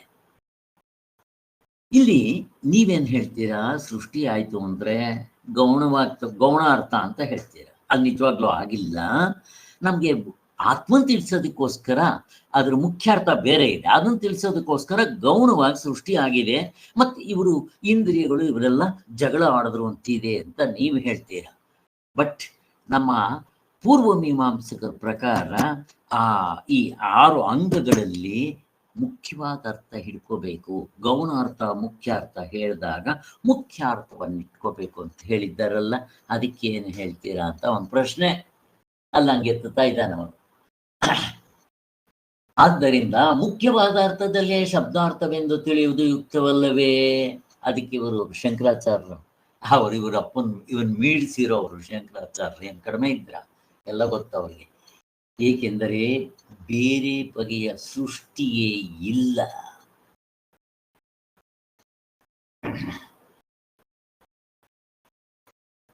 ಬೇರೆ ಯಾವುದಾದ್ರೂ ಸೃಷ್ಟಿ ಹೇಳಕ್ ಬರುತ್ತಾ? ಅದ್ವೈತದವರು ಮತ್ತೇನು ಹೇಳ್ತಾರೆ? ಮಾಯಕ ಸೃಷ್ಟಿ, ಕನಸಿನಂತೆ ಗೌಣವಾಗೇ ಇರೋದು. ನಿಮ್ಗೆಲ್ಲ ಶ್ರುತಿ ಏನಂತಾರೆ, ಶ್ರುತಿ ಸ್ಮೃತಿ ಪುರಾಣ ಇದರಲ್ಲೆಲ್ಲ ಗೌಣವೇ. ಅಲ್ಲಿ ಸೃಷ್ಟಿ ತಗೊಂಡ್ರೆ ಎಲ್ಲೂ ನಿಜವಾಗಿ ಆಗಿಲ್ಲ. ಅದಕ್ಕೋಸ್ಕರ ನಾವು ಈಗ ತಗೋಬೇಕು. ಇದಕ್ಕೇನಾದ್ರೂ ಆಧಾರ ಉಂಟಾ? ಅದಕ್ಕೋಸ್ಕರ ಈ ಸೃಷ್ಟಿ ಪ್ರಕ್ರಿಯೆಗಳು ಹೇಳಿದೆಯಲ್ಲ, ಯಾವ ಪ್ರಯೋಜನವೂ ಇಲ್ಲ. ನೀನೇ ಹೇಳಪ್ಪ, ಒಂದೊಂದರಲ್ಲಿ ಒಂದೊಂದು ಥರ ಸೃಷ್ಟಿ ಹೇಳಿದೆ, ಅದರಿಂದ ಏನು ಲಾಭ ಹೇಳು? ಏನೋ ಪ್ರಯೋಜನ ಇದೆಯಾ? ಏನಿಲ್ಲ. ಅದಕ್ಕೋಸ್ಕರ ಅದು ಹಿಂದೆ 15ನೇ ಶ್ಲೋಕದಲ್ಲಿ, ಇದೇ ಅಧ್ಯಾಯದಲ್ಲಿ 15ನೇ ಶ್ಲೋಕದಲ್ಲಿ ಎಲ್ಲ ಹೇಳಿದ್ವಿ. ನಾನು ಆವಾಗಲೇ ಹೇಳಿದ್ನಲ್ಲ ಅದನ್ನೇ. ಅದಕ್ಕೋಸ್ಕರ ಗೌಣ ಸೃಷ್ಟಿ, ಮುಖ್ಯ ಸೃಷ್ಟಿ ಎಲ್ಲವೂ ಅವಿದ್ಯಾ ವಿಷಯವಾದದ್ದೇ ಹೊರತು ನಿಜವಾದದ್ದಲ್ಲ. ನೀನು ಮುಖ್ಯಾರ್ಥ ಅಂತೇನೆ ಇಟ್ಕೊಂಡಿದ್ದೀರಿ 2 ವ್ಯವಹಾರದಲ್ಲಿ. ಈಗ ಗೌಣ ಮುಖ್ಯ ಇದು ದ್ವೈತದಲ್ಲೇ ಇದೆ. ಸುಖ ದುಃಖ ಶೋಕ ಮೋಹ ರಾಗ ದ್ವೇಷ ಲಾಭ ನಷ್ಟ ಅಪ್ ಅಂಡ್ ಡೌನ್, ಕಾರ್ಯ ಕಾರಣ, ಮತ್ತೆ ಸ್ಥೂಲ ಸೂಕ್ಷ್ಮ ದೃಗ್ದೃಶ್ಯ ಎಲ್ಲವೂ ಕೂಡ ಅನಾತ್ಮದಲ್ಲಿದೆ. ಹಾಗೆ ಗೌಣ ಮುಖ್ಯ ವ್ಯವಹಾರದಲ್ಲಿ ಹೇಳೋ ಅದ್ವೈತವಾದ ತತ್ವದಲ್ಲಿ ಇದಕ್ಕೆ ಎಂಟ್ರಿ ಇಲ್ಲ ಅಂತ ಒಂದೇ ಸಾರಿ ತೆಗೆದಾಕ್ಬಿಡ್ತಾ ಇದ್ದಾರೆ. ಯಾಕೆ? ಆತ್ಮನು ಅದ್ವೈತ, ಹೊರಗೂ ಒಳಗೂ ಜನ್ಮ ಇಲ್ಲದವನು. ಹೆಂಗ್ ತಗೊಂಡ್ಬರ್ತಾರೆ ನೋಡಿ ಮುಂಡಕೋಪನಿಷತ್ತು. ಶ್ರುತಿಯ ಪ್ರಮಾಣದಿಂದ ಹೀಗೆ ಸಿದ್ಧವಾಗ್ಬಿಟ್ಟಿದೆ. ನೀನ್ ಮತ್ತೆ ಹೆಂಗ್ ಬದಲಾಯಿಸ್ತೀಯ? ಅದು ಹೊರಗೂ ಒಳಗೂ. ಆತ್ಮನ ಒಳಗೂ ಆತ್ಮನೂ ಹುಟ್ಟಿಲ್ಲ, ಹೊರಗೂ ಆತ್ಮನ ಹೊರಗಡೆನೂ ಏನು ಹುಟ್ಟಿಲ್ಲ. ಇದು ಅದರಿಂದ ನೀನೇನೋ ಗೌಣಾರ್ಥ ಮುಖ್ಯಾರ್ಥ ತಗೊಂಡೇನೋ ಕಿತ್ತಾಡ್ತಾ ಇದೆಯಲ್ಲ, ಅದು ದ್ವೈತದಲ್ಲಿ ಇರೋದು, ಅದು ಅವಿದ್ಯಾ ದೆಸೆಯಲ್ಲೇ ಇರೋದು, ದೃಶ್ಯ ಪ್ರಪಂಚದಲ್ಲಿರೋದು. ಎಲ್ಲಿ? ಘಡನಿದ್ರಲ್ಲಿ ತೋರ್ಸ್ ಸ್ವಲ್ಪ. ಗೌಣಾರ್ಥ ಮುಖ್ಯಾರ್ಥ ಎರಡು ತೋರ್ಸ್ ನೋಡೋಣ. ನೀನು ಅಕ್ಷರ ತೋರ್ಸಲ್ಲಿ ನೋಡೋಣ, ನೀನೇನೋ ತೋರ್ಸ್ ಘಡನಿದ್ರಲ್ಲಿ ಎರಡು ಇದೆಯಲ್ಲಿ. ಹಂಗೆ ಹೊಡೆದಾಗ್ತಾ ಇದ್ದಾರೆ. ಮತ್ತೇನು? ಆದ್ದರಿಂದ ಯಾವುದು ಎರಡದಿಲ್ಲದ ಒಂದೇ ಆಗಿದೆಯೋ, ನಮ್ಮ ನಿಮ್ಮ ಆತ್ಮಸ್ವರೂಪ ಎರಡಿಲ್ಲ, ಒಂದೇ. ಅದು ಜನ್ಮರಹಿತ, ಅದು ಹುಟ್ಟಿಲ್ಲ, ಅಮೃತವಾದದ್ದು. ಅದನ್ನು ತಿಳ್ಕೊಂಡ್ರೆ ನಿನಗೆ ಆನಂದವೇ ಆನಂದ ಅಂತ ಶ್ರುತಿಯಿಂದ ನಿಶ್ಚಿತವಾಗೋ ಆಗಿದೆ. ಅದು ಯುಕ್ತಿಯೂ ಆಗಿದೆ, ಕರೆಕ್ಟ್ ಆಗಿದೆ.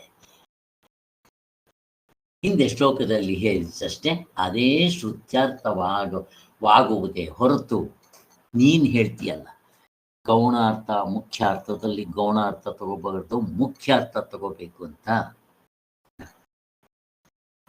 ಅದಕ್ಕೋಸ್ಕರ ಈ ನಮ್ಮಲ್ಲಿ ಸೃಷ್ಟಿ ಅನ್ನೋದು ಗೌಣಾರ್ಥ, ಮುಖ್ಯಾರ್ಥ ಏನು? ಆತ್ಮನ್ ತಿಳಿಸೋದೇ ಮುಖ್ಯಾರ್ಥ, ನಮ್ದೇ ಹೊಂದುತ್ತೆ ಅಂತ ಹೇಳಿದ್ರು. ನೆಕ್ಸ್ಟು ಶ್ರುತಿಯ ನಿಶ್ಚಯವು ಹೇಗೆ ಅಂದರೆ ಕಾರಿಕೆಕಾರರು ಹೇಳ್ತಾ ಇದ್ದಾರೆ. ಈಗ ಯಾರು ಕಾರಿಕೆಕಾರರು? ಗೌಡಪಾದರು. 24ನೇ ಮಂತ್ರ. ನೇಹ ನಾನೇತಿ ಚಾಮ್ನಾಯ ಅದಿಂದ್ರೋ ಮಾಯಭೀರತ್ಯಪಿ ಅಜಾಯಮಾನೋ ಬಹುಧಾ ಮಾಯಯ ಜಾಯತೆ ತು ಸಹ. ಇದು 24ನೇ ಮಂತ್ರ. ಇಲ್ಲಿ ನಮ್ಗೆ ಇನ್ನೊಂದು ಸ್ವಲ್ಪ ಮ್ಯಾಟರ್ ಸಿಗುತ್ತೆ, ಡಿಸ್ಕಷನ್ ಚೆನ್ನಾಗಿದೆ. ಇಲ್ಲಿ ಮಂತ್ರದ ಅರ್ಥ ಓದ್ತೀನಿ ಮೊದಲು. ಇಲ್ಲಿ ನಾನು ಇಲ್ಲ, ನಾನು ಅಂತ ಈ ಶರೀರವನ್ನ ನಾನು ನಾನು ನಾನು ಅಂತ ಹೇಳ್ತೀವಲ್ಲ, ಈ ಡೂಪ್ಲಿಕೇಟ್ ಇದಕ್ಕೆ ವಿಜ್ಞಾನಾತ್ಮ ಅಂದ್ರೆ ಮನಸ್ಸೇ, ಮತ್ತೆ ಡೂಪ್ಲಿಕೇಟ್ ಪ್ರಮಾತೃತ್ವ, ನೀವೇನ್ ಬೇಕಾದ್ರೂ ಕಲಿ, ಇದಿಲ್ಲ. ಹೇಗೆ ಹೇಳ್ತೀರಿ? ನಿಮ್ಮ ಅನುಭವದಲ್ಲಿ ತೋರಿಸಿದೆ. ನಿದ್ದೆಯಲ್ಲಿ ಇದ್ರ ಅಡ್ರೆಸ್ ಇಲ್ಲ, ಮತ್ತಿನ್ನೇನ್ ಬೇಕು ನಿಮ್ಗೆ ಅಂತ. ಇದಕ್ಕೆ ಮಾಯೆಯಿಂದ ತೋರ್ತಾ ಇದೆ ಅಷ್ಟೇ. ಇದು ನೀನು ಅದನ್ನೇ ಸತ್ಯ ಅಂತ ತಿಳ್ಕೊಂಡ್ಬಿಟ್ರೆ, ಇವಾಗ ದೃಶ್ಯ ಪ್ರಪಂಚ ಎಚ್ಚರ ಕನಸು ಎರಡರಲ್ಲೂ ಮಾಯೆಯಿಂದ ತೋರ್ತಾ ಇರೋದು. ಅದಕ್ಕೂ ನೀನು ದೃಷ್ಟಾಂತ ಬೇಕಾ? ಉಪನಿಷತ್ತುಗಳೇ ಹೇಳಿದೆ. ಈಗ ಇಂದ್ರನು ಒಬ್ಬನೇ ಇರೋದು, ಅನೇಕವಾಗಿ ತೋರ್ತಾನಲ್ಲ, ಅದೇ ದೃಷ್ಟಾಂತ.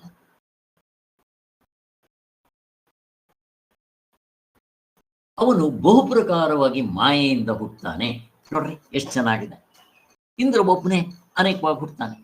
ನಾನು ಇನ್ನೊಂದು ದೃಷ್ಟಾಂತ ಕೊಟ್ಟಿದ್ದೆ, ಯಾರಿಗದ್ ನೆನಪಿದೆಯಾ? ಇದಕ್ಕೆ ಸಂಬಂಧಪಟ್ಟಿರೋದು ಇನ್ನೊಂದು ದೃಷ್ಟಾಂತ ಯಾರಿಗದ್ ನೆನಪಿದೆಯಾ? ಇನ್ನೂ ಒಂದು ತಿಳ್ಕೊಂಡ್ರೆ ಇನ್ನೂ ಚೆನ್ನಾಗಾಗ್ತದೆ. ಬೇಕಾದಷ್ಟು ಇರುತ್ತೆ, ನಮಗೂ ಒಂದೆರಡು ತಿಳ್ಕೊಂಡ್ರು ಸಾಕು. ಇದಕ್ಕೆ ಹೊಂದೋ ಅಂಥದ್ದು ಇನ್ಯಾವುದಾದ್ರು ಯಾರಿಗಾದ್ರು ಗೊತ್ತಾ? ಅಲೋ ಇದ್ದೀರಾ? ನನಗೆ ನೀವು ಯಾರು ಕಾಣೋಲ್ಲ.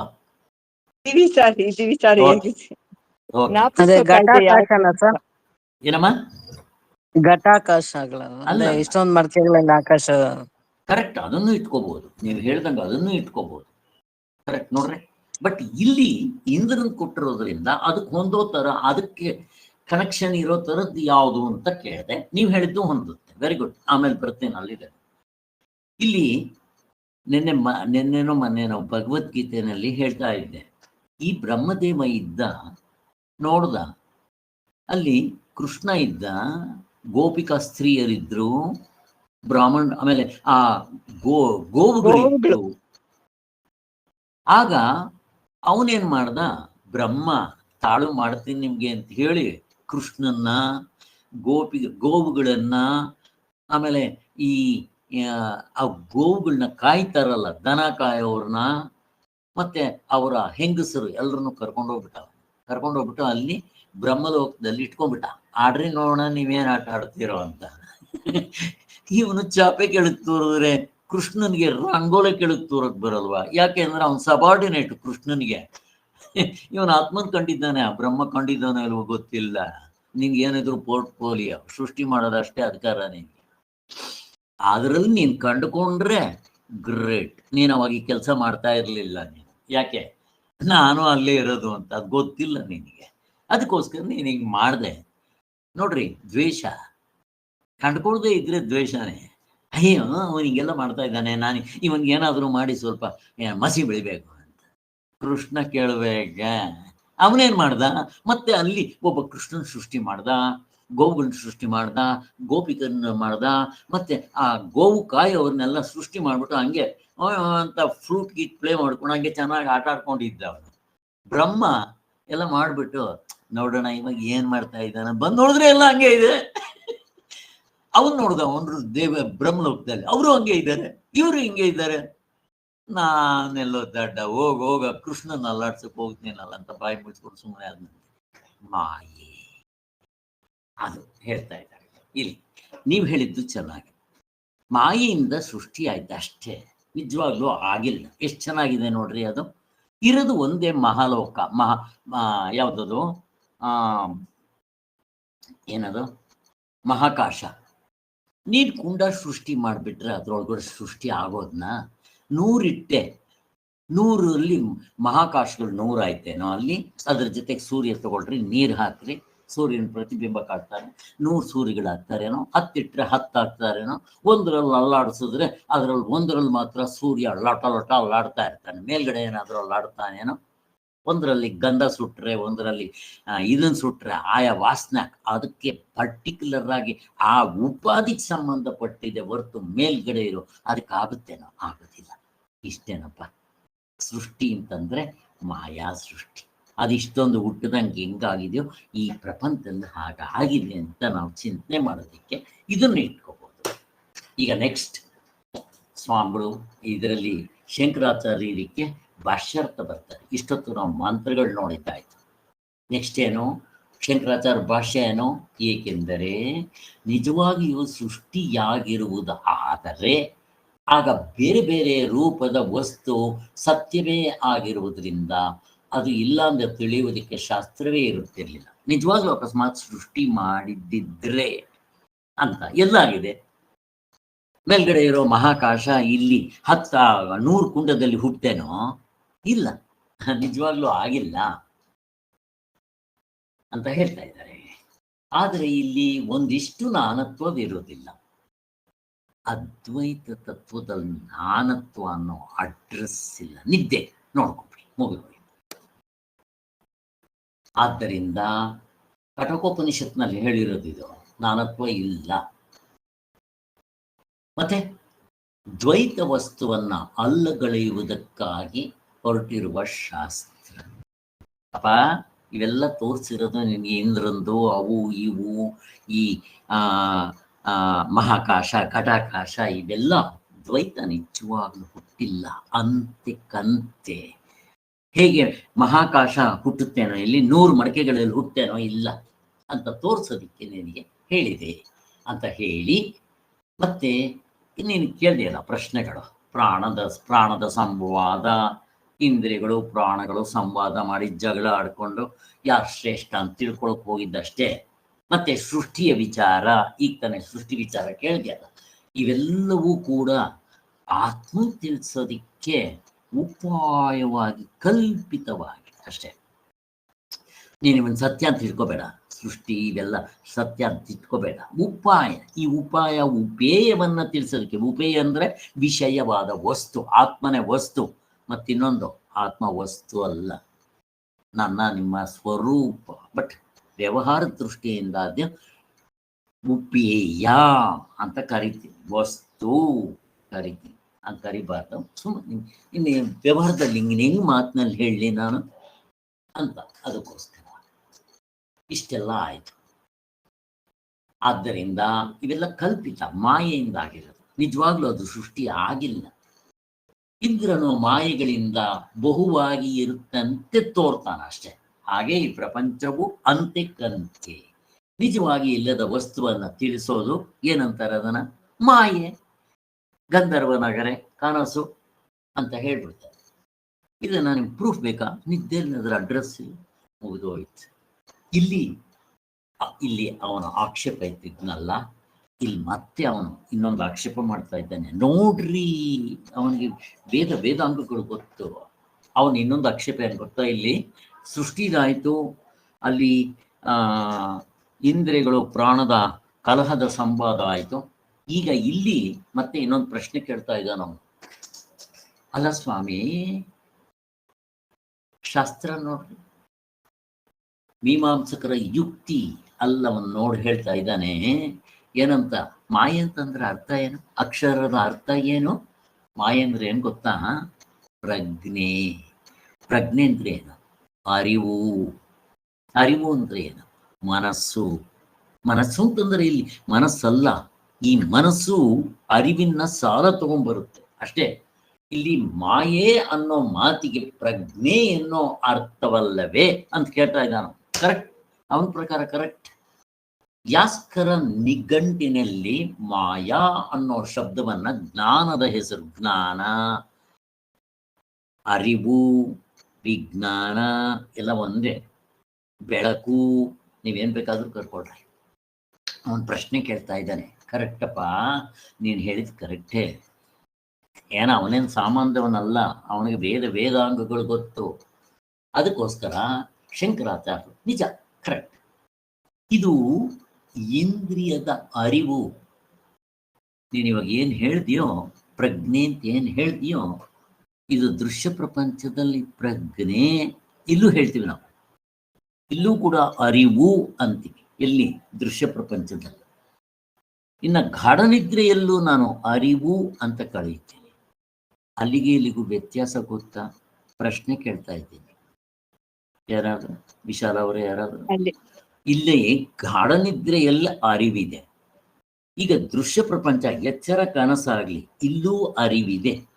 ನಾವೇ ಹೇಳ್ತೀವಿ, ನನಗೆ ಈ ಜ್ಞಾನ ಆಯಿತು, ಆ ಜ್ಞಾನ ಆಯಿತು, ಈಗ ನಾನು ನಿಮ್ಮನ್ನು ನೋಡ್ತಾ ಇದ್ದೀನಿ, ನೀವು ನನ್ನ ನೋಡ್ತಾ ಇದ್ದೀರ, ನಾನು ಹೇಳಿದ್ ನೀವು ಕೇಳ್ತಾ ಇದ್ದೀರ. ಇದು ಅರಿವೇ ಅಲ್ವಾ? ಜ್ಞಾನ ಅಲ್ವಾ?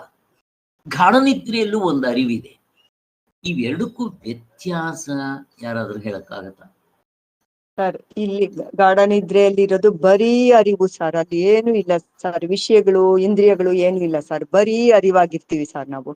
ಇಲ್ಲಿ ಬಿಡಿ ಬಿಡಿ ಅರಿವುಗಳು ಸರ್. ನಾವು ವಸ್ತುಗಳನ್ನ ಬಿಡಿ ಬಿಡಿಯಾಗಿ ನೋಡ್ತಾ ಇದೀವಲ್ಲ ಸರ್, ಎಚ್ಚರ ಕನಸು ಎರಡರಲ್ಲೂ ಬಿಡಿ ಅರಿವುಗಳು ಅಂತ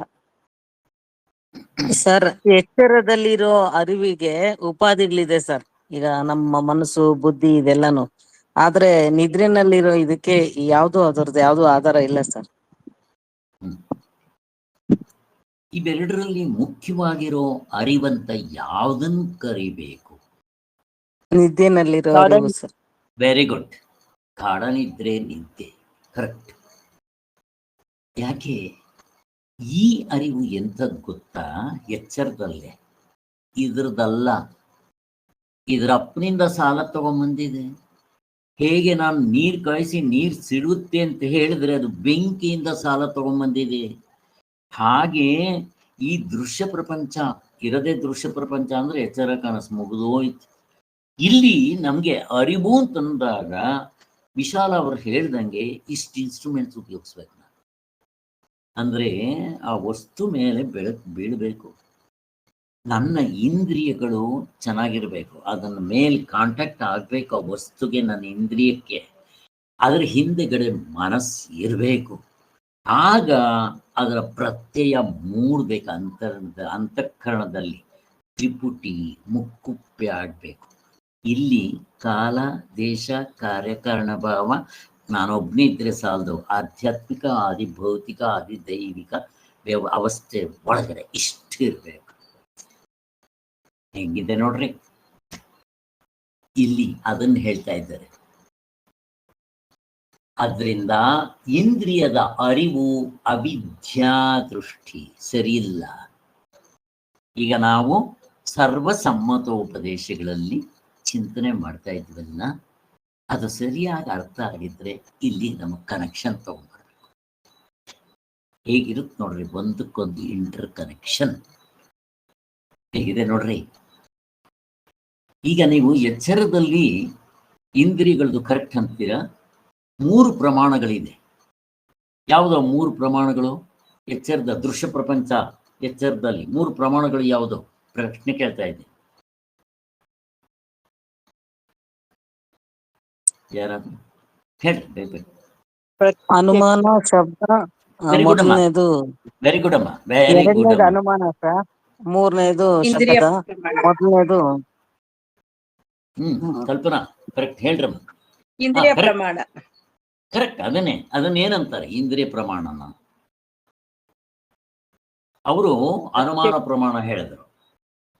ಇಂದ್ರಿಯ ಪ್ರಮಾಣವನ್ನ ಶಬ್ದ ಪ್ರಮಾಣ. ಪ್ರತ್ಯಕ್ಷ ಪ್ರಮಾಣ, ಪ್ರತ್ಯಕ್ಷ ಶಬ್ದ ಪ್ರಮಾಣ, ಪ್ರತ್ಯಕ್ಷ ಪ್ರಮಾಣ, ಶಬ್ದ ಪ್ರಮಾಣ. 3 ಆಗೋಯ್ತು. ಪ್ರತ್ಯಕ್ಷ ಪ್ರಮಾಣ, ಅನುಮಾನ ಪ್ರಮಾಣ, ಶಬ್ದ ಪ್ರಮಾಣ 3 ಗೊತ್ತು ನಿಮ್ಗೆ. ನಾವು ವ್ಯವಹಾರ ಮಾಡ್ಬೇಕು ಅಂದ್ರೆ ಈ 3 ಇರ್ಬೇಕು. ಈ 3ರದ್ದು ಬಂಡವಾಳ ನಮಗೆ ಗೊತ್ತಾಗ್ಬಿಟ್ಟಿದೆ. ಮುಚ್ಚರೋ ನಿಮ್ ಬಾಯಿ, ನೀವ್ ಯಾರು ಕರೆಕ್ಟ್ ಅಲ್ಲ ಕಣೋ, ನೀವು ಸರಿಯಾದ ಜ್ಞಾನ ಕೊಡೋದಕ್ಕೆ ನಿಮ್ಗೆ ಯೋಗ್ಯತೆನೇ ಇಲ್ಲ ಅಂತ ತೆಗ್ದ ಕಡೆ ಬಿಸಾಕ್ಬಿಟ್ಟಿದೀವಿ ಅಲ್ವಾ? ಚೆನ್ನಾಗಿ ಗೊತ್ತಿದೆಯಲ್ವಾ ನಿಮ್ಗೆ? ಅಲ್ಲಿ ಸರ್ವಸಮ್ಮತೋಪದೇಶಗಳಲ್ಲಿ ಈ ಇಂದ್ರಿಯಗಳಿಂದ ನಾನು ನೋಡ್ಬೇಕಾದ್ರೆ ಇಲ್ಲಿ ಅವಸ್ಥೆ ಒಳಗಡೆ 1/2 ಡಜನ್ ಇರಬೇಕು. ಆ ವಸ್ತು ಮೇಲೆ ಸೂರ್ಯಂದೋ ಆರ್ಟಿಫಿಷಿಯಲ್ ಬೆಳಕು ಅಥವಾ ಚಂದ್ರನ ಬೆಳಕು ಬೀಳ್ಬೇಕು. ನನ್ನ ಇಂದ್ರಿಯಗಳ ಅದಕ್ಕೆ ಸಂಬಂಧ ಆಗಬೇಕು. ನನ್ನ ಇಂದ್ರಿಯ ಅದಕ್ಕೆ ಸಂಬಂಧ ಆಗಿ ಅಲ್ಲಿ ಒಳಗಡೆ ತಗೊಂಡೋಗಿ ಕೊಡಬೇಕು. ಮನಸ್ಸು ಅದನ್ನೆಲ್ಲ ಫೈಲ್ ಮಾಡಿ ಇಂದ್ರಿಯ ಇಷ್ಟಿಷ್ಟೇ ತಗೊಂಬಂದು ಕೊಡುತ್ತೆ. ಇದಕ್ಕೆ ಇಷ್ಟಿಷ್ಟೇ ಇಂದ್ರಿಯಗಳು ಅಲ್ವಾ? ಅದು ಗೊತ್ತಿದೆ, ನಾನು ಪೂರ್ತಿ ಎಕ್ಸ್ಪ್ಲೈನ್ ಮಾಡಕ್ ಹೋಗಲ್ಲ. ಆಮೇಲೆ ಈ ಮನಸ್ಸು ಅದನ್ನು ಫೈಲ್ ಮಾಡಿ ತಗೊಂಡೋಗಿ ಹಿಂದೆಗಡೆ ಇರೋ ಅವನಿಗಿಂತ ಗ್ರೇಟ್ ಅವನ ಬಾಸ್ ಹತ್ರ ತಗೊಂಡೋಗಿ ಫೈಲ್ ಕೊಡುತ್ತೆ. ಆ ಬುದ್ಧಿ ಡಿಸೈಡ್ ಮಾಡಿ ಇದು ಮಾವಿನ ಹಣ್ಣು, ಮಲ್ಗೂಬ, ಇದು ರಸ್ಪುರಿ ಅಂತ ಹೇಳುತ್ತೆ. ಹೇಗಿದೆ ನೋಡಲಿ. ಅವನಿಗೆ ಎಲ್ಲಿಂದ ಬಂತು? ಚಿತ್ತದಿಂದ ಬಂತು. ಇವೆಲ್ಲ ತಗೊಂಡೋಗಿ ಯಾರು ಕೊಡುತ್ತೆ? ಅದರ ಅಪ್ಪ ರಾಜನ್ಗೆ ಕಪ್ಪ ಕಾಣಕ್ಕೆ ಕೊಡುವಂಗೆ ಈ ಪ್ರಮಾತೃ ಡೂಪ್ಲಿಕೇಟ್ ಆಗಿ ತಗೊಂಡೋಗಿ ಕೊಡುತ್ತೆ. ಇಷ್ಟು ವ್ಯವಹಾರ ಆಗ್ಬೇಕು. ಪ್ರತ್ಯಕ್ಷ ಪ್ರಮಾಣವೇ ಹಿಂಗಲ್ಲಾಡ್ತಾ ಇದೆ. ಯಾಕೆ? ರಾಜನ ಪಕ್ಕದಲ್ಲಿ ಮಂತ್ರಿ ಪಕ್ಕದಲ್ಲಿ ಸೇನಾಪತಿ ಆ ಊರಿನ ಹಳ್ಳಿಯವನ ಅವನು ಮಾತ್ರ ನೋಡಿರ್ತಾನೆ. ಮಿಕ್ದವ್ರು ಯಾರು ಪ್ರಜೆಗಳು ಡೈರೆಕ್ಟ್ ಕಾಂಟ್ಯಾಕ್ಟ್ ಇಲ್ಲ. ಹಾಗೆ ನಮ್ಮಲ್ಲಿ ಒಳಗಡೆ ಇರೋ ಆ ನಾನು ಅನ್ನೋ ಅಹಂಕಾರ ಹೊರಗಡೆ ಬರಕ್ಕಾಗಲ್ಲ. ಅವನು ಒಳಗಡೆನೆ ರಾಜ ಇದ್ದಂಗೆ. ಅವನಿಗಿಂತ ಮುಂದೆ ಇರೋರು ಮಂತ್ರಿ ಇದ್ದಂಗೆ. ಯಾರು? ಚಿತ್ತ, ಮನಸ್ಸು, ಬುದ್ಧಿ. ಇವರು ಮನಸ್ಸು ಕೂಡ. ಇನ್ನ ಇಂದ್ರಿಯಗಳು ಹೊರಗಡೆ ಇರೋ ವಸ್ತು ಕಾಂಟ್ಯಾಕ್ಟ್ ಆಗಿದೆ. ಈ ಇಂದ್ರಿಯಗಳು ಗೋವಿಂದ. ಇವನು ಕಣ್ಣಿಲ್ದಿದ್ರೆ 1 ಚಂದ್ರ 2 ಕಾಣ್ತಾನ ಅವನಿಗೆ. ಅದು ತಪ್ಪಾಗುತ್ತೆ. ಎಷ್ಟು ವ್ಯತ್ಯಾಸ ಇದೆ ನೋಡ್ರಿ. ಆದ್ರಿಂದ ಇಂದ್ರಿಯಗಳ ಮೇಲ್ ಡಿಪೆಂಡ್ ಆಗ್ಬೇಡ್ರಿ. ಅಲ್ಲಿ ವ್ಯವಹಾರಕ್ಕೆ ನಡೀತಾ ಇದೆ, ನಡ್ಕೊಂಡು ಹೋಗ್ಲಿ. ನಾನು ಹೇಳ್ತಾ ಇರೋದು ಸರಿಯಾಗಿರೋ ತತ್ವ, ಪರಮಾರ್ಥ ತತ್ವವನ್ನು ನೋಡೋದಕ್ಕೆ ಇವು ಜುಜುಬಿ ಬಿಸಾಕ್ರಿ, ವೇಸ್ಟ್ ಬ್ಯಾಸ್ಕೆಟ್. ಅಲ್ಲಿಗೆ ಇಂದ್ರಿಯ ಅನುಭವ ಇದು. ಇನ್ನ ಇದರ ಹಿಂದೆಗಡೆ ಇರೋದು ಇದೇ ಇಂದ್ರಿಯ ಪ್ರತ್ಯಕ್ಷ ಅನುಭವ. ಇದೇ ಹಿಂಗ ಅಲ್ಲಾಡ್ತಾ ಇದೆ. ಇದ್ರ ಹಿಂದೆಗಡೆ ಇರೋ ಅನುಮಾನ ಪ್ರಮಾಣ, ಬೆಟ್ಟದ ಮೇಲೆ ಇರೋ ಹೊಗೆ, ಅದು ಇದ್ದಿದ್ದು ಗೋವಿಂದ. ಇನ್ನ ಶಬ್ದ ಪ್ರಮಾಣ ಯಾರೋ ಹೇಳಿದ್ದನ್ನು ನಂಬ್ಕೋಬೇಕು. ಅವನು ಹೇಳಿ ಸರಿ ಅನ್ನೋದು ಹೆಂಗ್ ಒಪ್ತೀರಾ? ಅದು ಕಿತ್ತಾಕ್ಬೇಕು, ಬಿಸಾಕ್ಬೇಕು. ಅದನ್ನು ಹೇಳ್ತಾ ಇದ್ದಾರೆ ನೋಡ್ರಿ. ಒಂದಕ್ಕೊಂದು ಹಿಂಗೆ ಇಂಟರ್ ಕನೆಕ್ಷನ್ ತಗೋಬೇಕು. ಪರಿಹಾರ ನಿಜ. ಇಂದ್ರಿಯದ ಅರಿವು ಅವಿದ್ಯಾ ಸರಿಯಾಗಿರಲ್ಲ ಅದು. ಅದಕ್ಕೋಸ್ಕರ ಅದಕ್ಕೆ ಯಥಾರ್ಥ ಜ್ಞಾನ ಆಗೋ ಚಾನ್ಸಸ್ ಇಲ್ಲ. ಯಥಾರ್ಥ ಅಂದ್ರೆ ಇದು ಕರೆಕ್ಟ್ ಆಗಿ ಇದೆ ಅಂತ ಹೇಳಕ್ ಬರಲ್ಲ. ಇದಕ್ಕೆ ಹೆಂಗಿದೆ? ಎಷ್ಟೋ ಸಾರಿ ಆ ವಿಷಯಗಳಲ್ಲಿ ಬದಲಾವಣೆ ಆಗ್ತಾ ಇರುತ್ತೆ. ಇನ್ನು ಕೆಲವು ಸಾರಿ ನನ್ನ ಇಂದ್ರಿಯಗಳಲ್ಲಿ ಡಿಫೆಕ್ಟ್ ಇರುತ್ತೆ. ನೋಡ್ರಿ, ಒಂದು ಹುಳ ಇತ್ತಲ್ಲಿ. ಆ ಹುಳ ಒಂದು ಸಾರಿ ಕೆಂಪು ಕಾಣುತ್ತೆ, ಒಂದ್ಸಾರಿ ನೀಲಿ ಕಾಣುತ್ತೆ. ತಿರ್ಗಿ ಅವರಿಬ್ರು ಕಿತ್ತಾಡ್ಕೊಂಡ್ರೆ ಒಂದ್ಸಾರಿ ನೋಡ್ಬೇಡ ಅಂದ್ರೆ ನೋಡಿದ್ರೆ ಅದು ಹೋದ್ರೆ ಅದು ಹಳದಿ ಬಣ್ಣ ಆಗಿತ್ತು. ಅದು ಬದಲಾವಣೆ ಮಾಡ್ತಾ ಇರುತ್ತೆ. ವಿಷಯಗಳಲ್ಲಿ ಬದಲಾವಣೆ ಆಗ್ಬೋದು. ಇಂದ್ರಿಯಗಳು ನನ್ನ ಕಣ್ಣಿಗೆ ಏನಾದರೂ ಪೊರೆ ಬಂದಿದ್ರೆ ಗೋವಿಂದ. ಎಷ್ಟು ವ್ಯತ್ಯಾಸಗಳಿದೆ ನೋಡ್ರಿ. ಅದನ್ನು ಕೇಳ್ತಾ ಇದ್ದಾರೆ. ಅಲ್ಲಿಗೆ ಇದು ಮಾಯೆ ಎಂದು ನಾವು ಒಪ್ಪಿರುವುದರಿಂದ ಇದರಲ್ಲಿ ಏನೂ ತಪ್ಪಿಲ್ಲ. ಅದರಿಂದ ಇವುಗಳ ಅನುಭವದಿಂದ ಆತ್ಮನ್ ನೋಡಕ್ ಬರಲ್ಲಪ್ಪ. ಮತ್ತೆ ಈ ದೃಶ್ಯ ಪ್ರಪಂಚ ಏನ್ ತೋರ್ತಾ ಇದೆ ಇದು ಮಾಯೆ ಅಷ್ಟೇ. ಮತ್ತೇನು? ಮತ್ತಿದು ಮಾಯೆ ಅಂತಂದಿದ ತಕ್ಷಣ ಇದೇನು ನಿಜ ಅನ್ಕೊಂಡ್ಬಿಟ್ಟಿಯಾ? ಅವಿದ್ಯಾರೂಪದ ಇಂದ್ರಿಯದ ಅನುಭವಗಳು. ಅಲ್ಲಿ ಇಂದ್ರಿಯ ಅಂತ ಹಾಕಿದ ತಕ್ಷಣ, ವ್ಯವಹಾರ ಅಂತ ಹಾಕಿದ ತಕ್ಷಣ, ಎಚ್ಚರ ಕನಸು ಅಂತ ಹಾಕಿದ ತಕ್ಷಣ ಅವಿದ್ಯಾ ದೃಷ್ಟಿ ಠಕ್ ಅಂತ ಹಾಕ್ಬಿಡ್ತಾರೆ. ಅವಿದ್ಯಾ ಅಂದ್ರೆ ರಾಂಗ್ ನಾಲೆಡ್ಜ್. ಇರೋದು ಹಕ್ಕ ತಪ್ಪಾಗ ಹಾವು, ಇರೋದು ಒಬ್ಬ ಚಂದ್ರ, ನೀನು ಅನೇಕ ಚಂದ್ರ ಅಂತ ನೀನು ಮಾಡ್ಕೊಂತೀಯ. ಇದು ಅವಿದ್ಯಾ ದೃಷ್ಟಿ ಎಂದರ್ಥ. ಆತ್ಮನ ಒಬ್ಬನೇ ಇರೋದು. ಇಂದ್ರಿಯದ ಅರಿವಿನಿಂದ ಬಹು ಪ್ರಕಾರವಾಗಿ ಕಾಣ್ತಾನ ಅಷ್ಟೇ. ಹೇಗಿದೆ? ಮೇಲೆ ಘಟಾಕಾಶ ಒಂದೇ. ಇವುಗಳ ಉಪಾದಿಗಳಿಂದ ಹೇಳಿದ್ರಲ್ಲ ವಿಶಾಲ, ಉಪಾದಿಗಳ ದೃಷ್ಟಿಯಿಂದ ಅನೇಕ, ಒಂದರಲ್ಲಿ ಕೊಳಕು, ಸೂರ್ಯ ಅಲ್ಲಾಡ್ತಾ ಇದ್ದಾನೆ, ನೀರಲ್ಲಾಡ್ತದೆ, ಹಿಂಗೆಲ್ಲ ಹೆಚ್ಚು ಕಡಿಮೆ ಆಗತ್ತೆ ಅಂತ ಹೇಳ್ತಾ ಇದ್ದಾರೆ. ಸೊ ಹುಟ್ಟದೇ ಇರುವವನಾಗಿ ಬಹು ಪ್ರಕಾರದಿಂದ ಹುಟ್ಟುತ್ತಾನೆ. ಹೆಂಗಿದೆ ಆತ್ಮ? ಅವನು ಹುಟ್ಟುತ್ತಿಲ್ಲ, ಮತ್ತೆ ಬಹು ಪ್ರಕಾರವಾಗಿ ಇದ್ದಂತೆ ತೋರ್ತಾನೆ. ಅದಕ್ಕೆ ಅದಕ್ಕೆ ಮಾಯೇ ಟಕ್ಕಂತ ಹಾಕ್ಬಿಡ್ತೀವಿ ನಾವು. ನೀನು ಅದು ನಿಜ ಅಂತ ಅನ್ಕೊಂಡ್ರೆ ಅದು ಅವಿದ್ಯಾ ದೃಷ್ಟಿ. ಸರಿಯಾದ ವಿದ್ಯೆಯಿಂದ ನೋಡು, ನಿನ್ಗೆ ಗೊತ್ತಾಗ್ಬಿಡುತ್ತೆ. ಛೆ ಇದು ಅಂತೆ ಕಂತಿ, ಅದಕ್ಕೆ ಬೆಲೆ ಕೊಡೋದಿಲ್ಲ.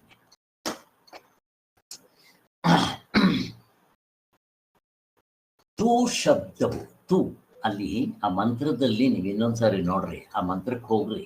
ಕೆಲವರೆಲ್ಲ ಮಂತ್ರಗಳು ನೋಡ್ತಾರೆ, ಇವರು ಕೃಷ್ಣವೇಣಿ ಇವರೆಲ್ಲ.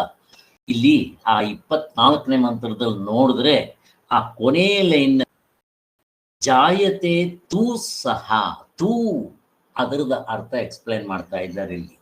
ಅಲ್ಲಿಗೆ ತೂ ಶಬ್ದ ಅಂದ್ರೆ ಏನು? ಮಾಯೆ ಇಂದಲೇ ಅಂತ ಒತ್ತಿ ಹೇಳಿದೆ. ತೂ ಅಂತಾನೆ ಒತ್ತಿ ಹೇಳಿದೆ, ನನ್ನ ಪ್ರೆಸ್ ಮಾಡಿ ಹೇಳಿದೆ. ಅಂದ್ರೆ ಮಾಯೆಯಿಂದ ಈ ದೃಶ್ಯ ಪ್ರಪಂಚ ತೋರ್ತಾ ಇದೆ, ಸತ್ವಾಗಿಲ್ಲ ಕಣೋ ಅಂತ. ಹುಟ್ಟದೇ ಇರೋದು ಹುಟ್ಟಿದೆ ಅಂತಂದ್ರೆ ಇನ್ನೆಂಗೆ? ಇದರಿಂದ, ಮಾಯೆಯಿಂದ ಅಷ್ಟೇ ಹೊರತು ಹುಸಿ ತೋರಿಕೆಯಿಂದ. ಅಷ್ಟು ಬಿಟ್ರೆ ನಿಜವಾಗ್ಲೂ ಹುಟ್ಟಿದೆ ಅಂತ ನೀನ್ ಹೇಳ್ತೀಯಲ್ಲ, ನೋ, ಹೆಂಗೆ ತಗೊಬರ್ತಾರೆ ನೋಡಿ. ನೀನೇನಾದ್ರೂ ನಿಜವಾಗ್ಲೂ ಹುಟ್ಟಿದೆ ಅಂದ್ಬಿಟ್ರೆ ಮೇಲೆ ಬೆಂಕಿ ತಣ್ಣಗಿದೆ ಅಂತ ಹೇಳ್ಬೇಕು, ಒಪ್ಕೊಂತೀಯ? ಅದ್ರ ಸ್ವಭಾವನೇ ಬೇರೆ ಆಗ್ಬಿಡುತ್ತೆ ಅಂತ ಹೇಳ್ತಾ ಇದ್ದಾರೆ. ಆದ್ದರಿಂದ ಹುಟ್ಟುವುದು ಪರಮಾರ್ಥವಲ್ಲ. ಮತ್ ನಿಂದೇನು? ಮಾಯೆಯಿಂದ ಹುಟ್ಟುತ್ತೆ ಅಂತೀವಿ ನಾವು, ಮುಗ್ದೋಯ್ತು ನಮ್ದು. ನೀನ್ ಅದನ್ನು ಸತ್ಯ ಅಂತ ಹಿಡ್ಕೊಂಡ್ಬಿಟ್ಟಿದ್ದೀಯ, ಅಷ್ಟೇ ವ್ಯತ್ಯಾಸ.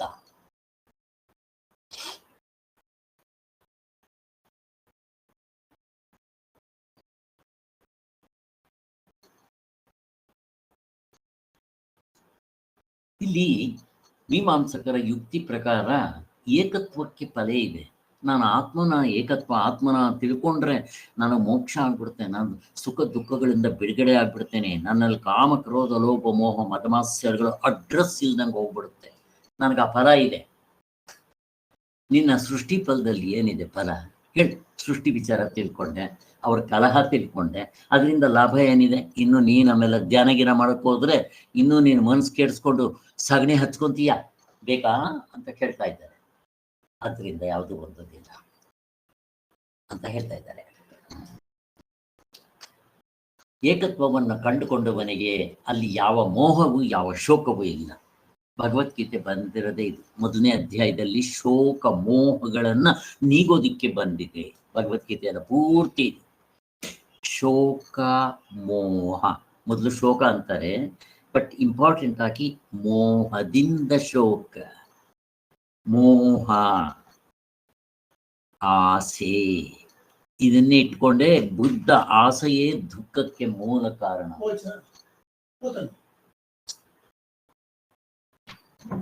ಆದ್ದರಿಂದ ಆಸೆಯೇ ದುಃಖಕ್ಕೆ ಮೂಲ ಕಾರಣ. ಹೇಗಿದೆ ನೋಡಿ, ಹಿಂಗೆ ತಗೊಂಡ್ಬರ್ತಾರೆ. ಅವನು ಅದಕ್ಕಿಂತ ಹಿಂದಕ್ಕೆ ಹೋಗಿ ಬರಲಿಲ್ಲ, ಅವನಿಗೆ ಗೊತ್ತಿಲ್ಲ ಶಾಸ್ತ್ರ, ಅಷ್ಟಕ್ಕೆ ನಿಂತ್ಕೊಂಡ್ಬಿಟ್ಟ ಅವನು. ನಮ್ಮಲ್ಲಿ ಏನು ಮಾಡ್ತಾರೆ, ಇದನ್ನ ರಾಂಗ್ ನಾಲೆಡ್ಜ್ ಅಂತೀವಿ.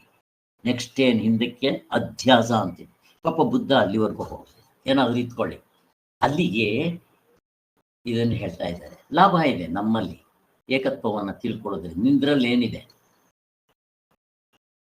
ನೆಕ್ಸ್ಟ್ ಏನಾಯ್ತು,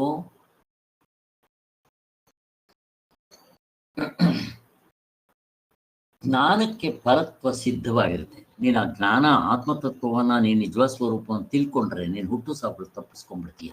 ಆ ಬೆನಿಫಿಟ್ ಇದೆ ಇಲ್ಲಿ.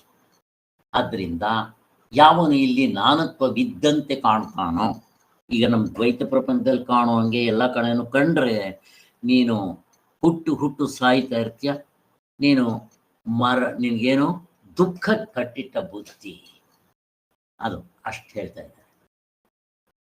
ಅವನು ಮರ್ತ್ಯುವಿನ ಮೇಲೆ ಮರ್ತ್ಯವನ್ನ ಪಡಿತಾ ಇರ್ತಾನೆ ಅಂತ ಹೇಳಿದ್ದಾರೆ.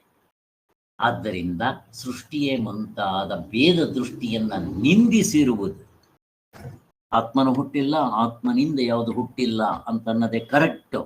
ಅದನ್ನ ನಾವು ಬೈತೀವಿ, ನಿಂದಿಸ್ತೀವಿ, ನಾವು ಅದನ್ನ ಸರಿ ಇಲ್ಲ ಅಂತ ಹೇಳ್ತೀವಿ. ನೀನದು ಸರಿ ಅಂತಂದ್ರೆ ಹುಟ್ಟಿನ ಮೇಲೆ ಹುಟ್ಟು, ಸಾವಿನ ಮೇಲೆ ಸಾವು, ಸೈಕಲ್ ಸಾಯ್ತಾ ಇರ್ತೀಯ, ಬೇಕಾದ್ರೆ ಹೋಗಿ ಅಂತ ಹೇಳ್ತಾ ಇದ್ದಾರೆ. ಹೀಗೆ ಸೊ ಇದೇ ಶ್ರುತಿಯ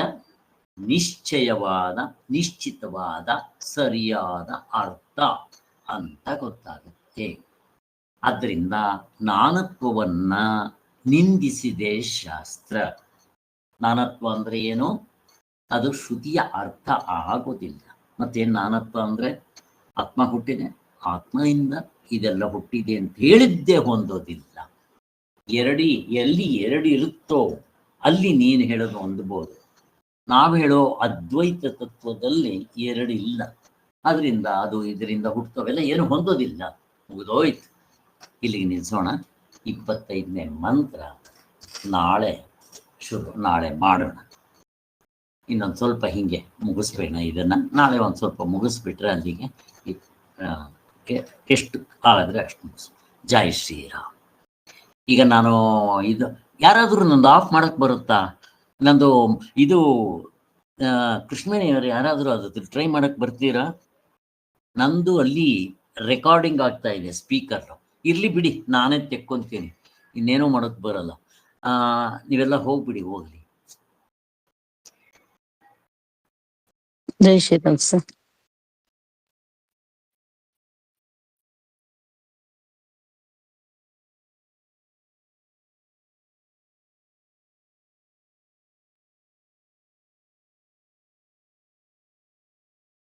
ಜೈ ಶ್ರೀರಾಮ್ ಸರ್.